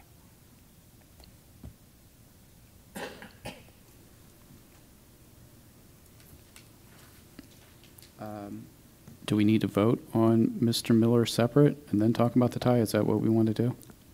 That would probably be the cleanest. That's the cleanest? Okay. Let's just take up the issue of Mr. Miller. Is there a motion for him to be appointed? I'd like to make a motion for Mr. Miller. Okay, we Jason have a Miller. motion by Commissioner Delaney on Mr. Miller's appointment. Is there a second? Second. Okay, we have a second by Commissioner Altman. Clerk will call the roll. Commissioner Delaney, Yes. Vice Chair Goodson. Yes. Commissioner Atkinson. Yes. Commissioner Altman. Yes. Chairman Feltner. Yes. Okay. And there was a tie at 11 points between Mr. Burden and Ms. Miller, so we would ask the board to make a determination or motion to choose one of those Okay, commissioners, applicants. between those two, I make a motion for Mr. Oldham. Second. okay, for Mr. Burden, is that right? Sorry, yes. Okay. Motion for Mr. Burden by Commissioner Atkinson. There's a second by Commissioner Delaney. Clerk will call the roll. Commissioner Delaney, Yes. Vice Chair Goodson. Yes. Commissioner Atkinson. Yes. Commissioner Altman. Yes. Chairman Feltner. Yes. We'll show that one. Approved. And then, again, you have 3 remaining. Like I said, Ms. Miller had 11. Sandra, she's gone, so she Racicot. can't help me with pronunciation. Racicot. Racicot. And Susan Chris had 9, and Susan Chrisman had 7 as the Okay, scores. so And again, at Tell, the board's tell us discretion. what we're doing, what you want us to do specifically with Either, those. again, normally, we would just have reached down to Ms. Miller as the alternate. But again, based Oh. on the board discussion, it is back So to you those for what. 3 people could be alternates for a Correct. board that has 4 members. Well, the board has a total of 9 members. Okay. Okay, all right. Is there a motion for all 3 of those to be alternates? I'd like to make a motion to include all the candidates as alternates. Okay, so we have a motion by Commissioner Delaney for those last three names to be alternates. Is there a second? Second. Second by Commissioner Altman. Clerk will call the roll. Commissioner Delaney, Yes. Vice Chair Goodson. Yes. Commissioner Atkinson. Yes. Commissioner Altman. Yes. Chairman Feltner. Yes. Very good. We'll show that passes 5-0. Is that it, Ian? That is You're all. done Thank today. you. Good job. Good job, everybody, on that. Before we go to board reports, we have something for you with regards to the process on county manager selection and how we go forward. So this is more of a informational packet, if you will, today for you to be thinking. I think we'll discuss it in future meeting, but this is how the boards have proceeded in the past. And so it's coming down to you here. You can be thinking about this, and we'll discuss it probably the next meeting, at least how we want to proceed. Okay? Based on what we just handed you, is there any quick questions that we can answer for you? I think it'll take you a little time to digest that. Frank, you have some words of advice here? Yeah, depending on how the board would like to proceed, if you want to go out for a national search, The board did that in 2017, and so we took the opportunity, had HR put together the timeline of what was utilized back then. So just so you had an idea, and what you can see is it was about a 6-month process starting out with an RFP. So I've actually attached as a separate document that RFP so that commissioners could look through it, see if the process, what was in the RFP, the selection criteria is appropriate at this point from the board's perspective, and then we could work on that if the board chooses to go that route to select a consultant who would do the executive recruiting. As part of that, what happened in 2017 was the board appointed the HR director, the county attorney, and one person from the board as the screening and selection committee. I believe, if I recall correctly, they brought 2 back to the board for consideration, and then they selected the consultant. The consultant moved forward. That process included the consultant meeting with each commissioner separately, and then also having an open house for citizens to speak to the consultant recruiter about what they wanted to see in a county manager. And so that's the process that was followed the last time. If the board chooses to do a national search, that's something you may want to look at or modify as the board seems appropriate. We just wanted to get this in front of the board so you can consider what you wanted to do. Are you reaching for your mic? Yeah. Okay, go ahead. Thank you. Thank you for putting this together for us, County Manager. I know that going out for a national search is something that I think is very important. I just want to make sure that when we get our applicants, that we search far and wide for, you know, the largest, most qualified group of applicants. So I think that that is a great idea. Any other Commissioner Goodson? Question. What's going to be interesting about this, if you end up with somebody out of California that you're impressed with, that will be something exciting. You might want to stay within Florida, where you'd have a more understanding of everything from climate to tourism and everything else that we depend on, and space. So those are issues that I'm sure we will address as time goes on. Then, of course, what's it going to cost you for a study nationally, or what's it going to cost you for a study statewide? That's something, too, that we have to look at, I think. But anyway, everything's fine. This will pass, and we'll either look like really intelligent people or we'll look like the comic books, right? I'll piggyback a little bit on your comment, Commissioner Goodson. And I've come to value our relationship, Frank, and I appreciate something I've really come to appreciate here in the 2+ years that I've been on this board is the historical knowledge of not just Frank, but all the county staff, the many people who've, I mean, we just celebrated retirement today, and all of the folks here who helped me in all of the decisions before this board. So it's my early opinion that someone should have some historical knowledge of this county. So that's my 2 cents on that. I think bringing somebody here who's never even been to Brevard County would be setting that person up for failure. So that's strictly my opinion, and we'll see how this goes. Are there any other questions before this constitutes my board report, okay? So is there anyone else before we get into board report? Question. Sir? Are we voting on anything right now? No, sir. No, sir. No. This is just for your information. So we can think about whether we want to do a national search, just promote within. We want you to ponder this over the next couple of weeks. Yes, sir. Great. Thank you. Yes, sir. I just thought it was timely. Okay. Good. All right. Let's go into board report. Mr. County Manager. I have no report. Okay. Mr. County Attorney. No report, Mr. Chair. Okay. Commissioner Delaney. Yes, thank you. Logan, if you wouldn't mind putting up my slides. Thank you.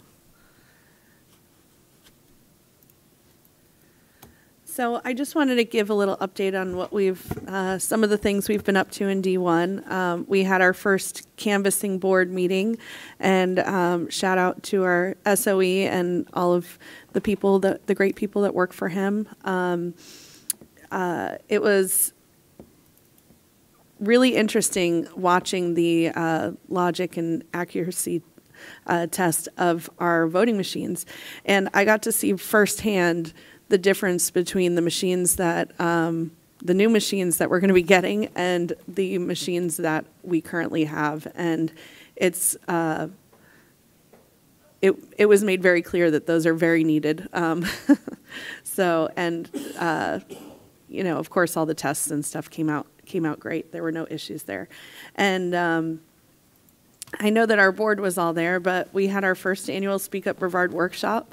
And I don't know about you all, but I have gotten, I mean, people stopping me on the street, emails, phone calls, just people being so appreciative of that workshop. And so I thank you all so much again for your support in that. And I hope that we can do it again. For the public, we had a full room of citizens, and it was a great time.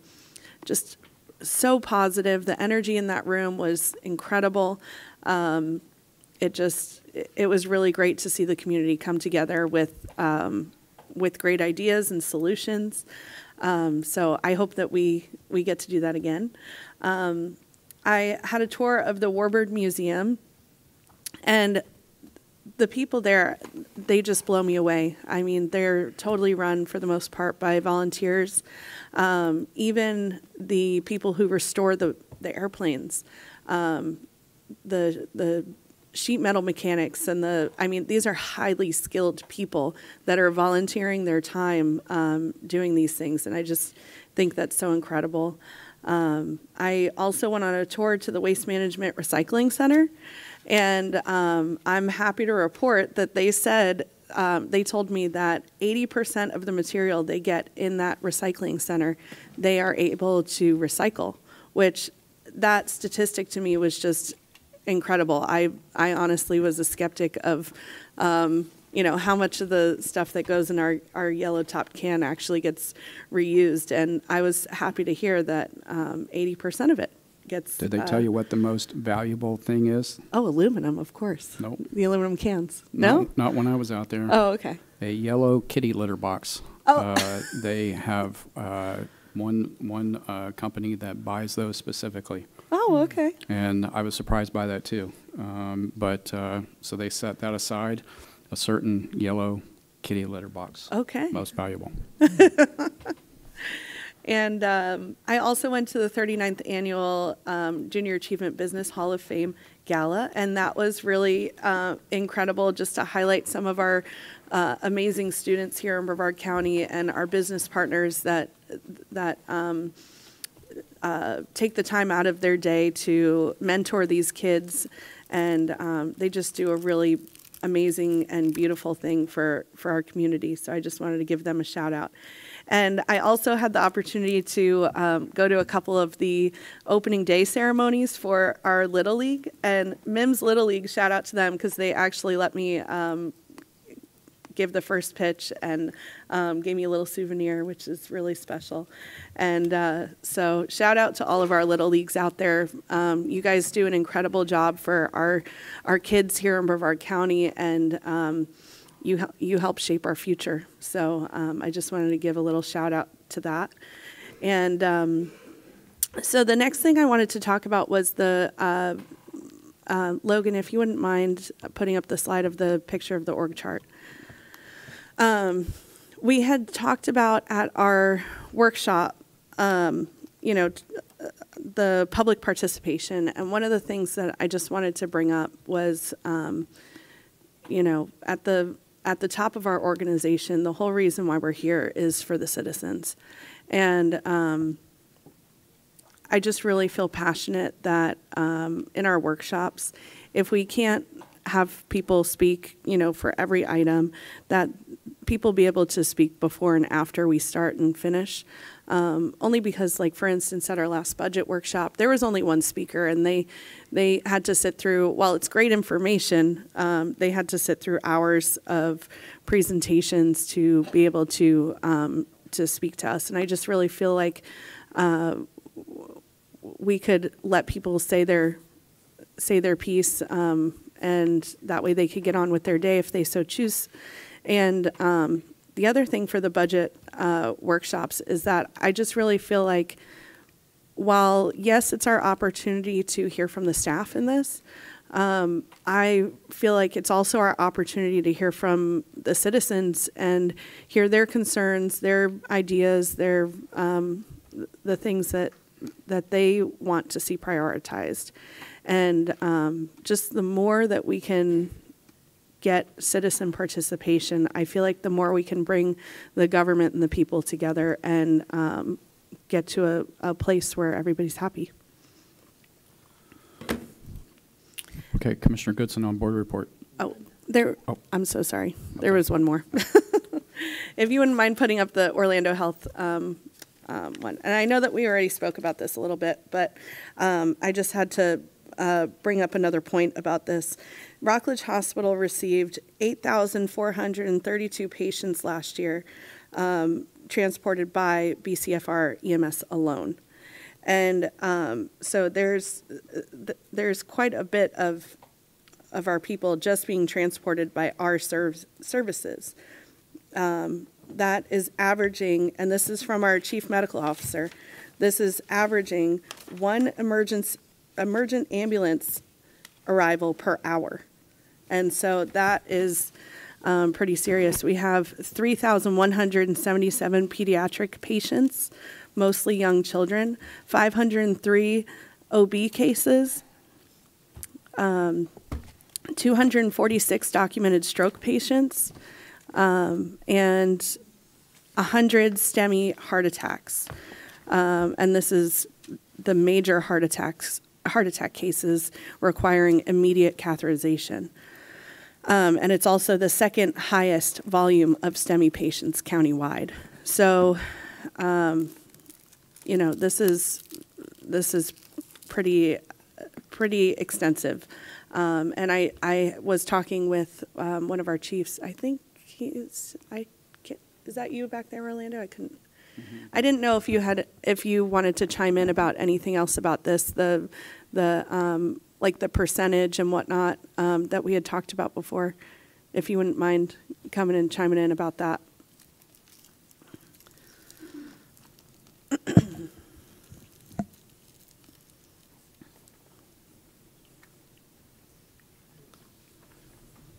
So is it pertaining to the percentage of transport to the facility?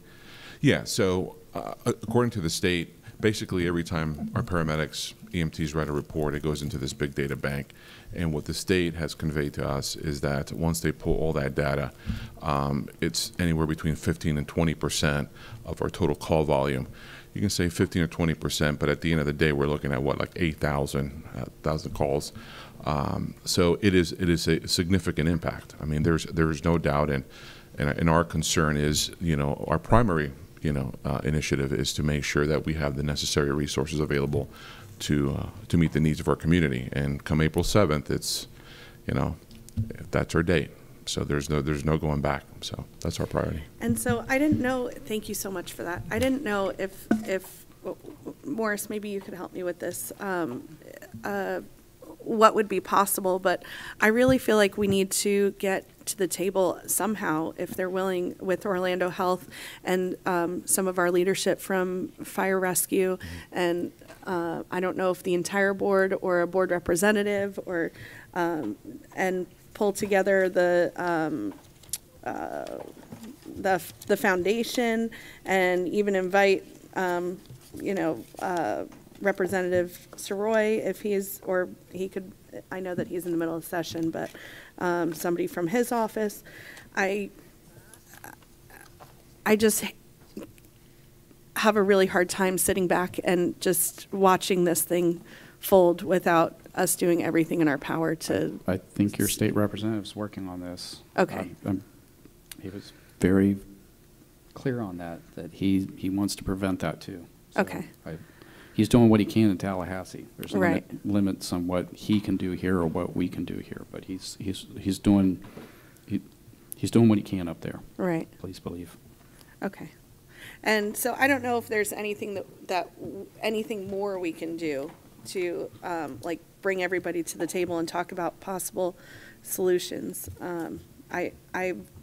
While I respect that Representative Soroy is working on this, I had a chance to talk to him yesterday too, and I don't know.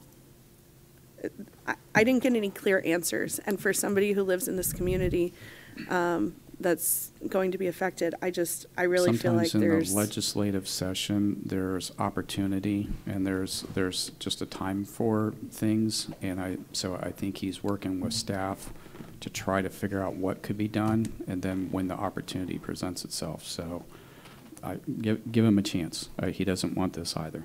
I promise you. Okay. Thank you. Good. Thank you. Thank you. Anything else?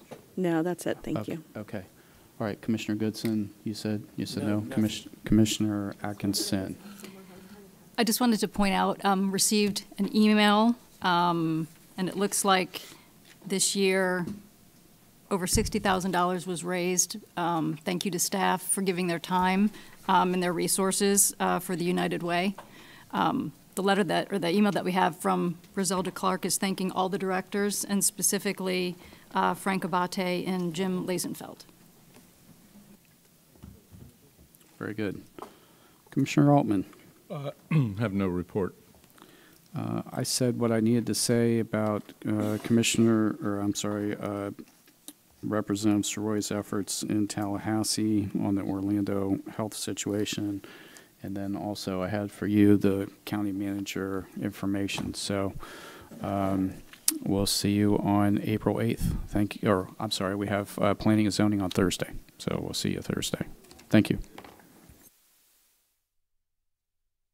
The opinions expressed by any member of the public during any period of public comment do not necessarily reflect the views or opinions of the Board of County Commissioners of Brevard County, Florida, Space Coast Government Television, or the program sponsor, and are solely those of the presenter. The Board of County Commissioners of Brevard County, Florida, Space Coast Government Television, and the program sponsor hereby expressly disclaim any and all responsibility or liability for any defamatory or slanderous statements expressed by any member of the public during any such period.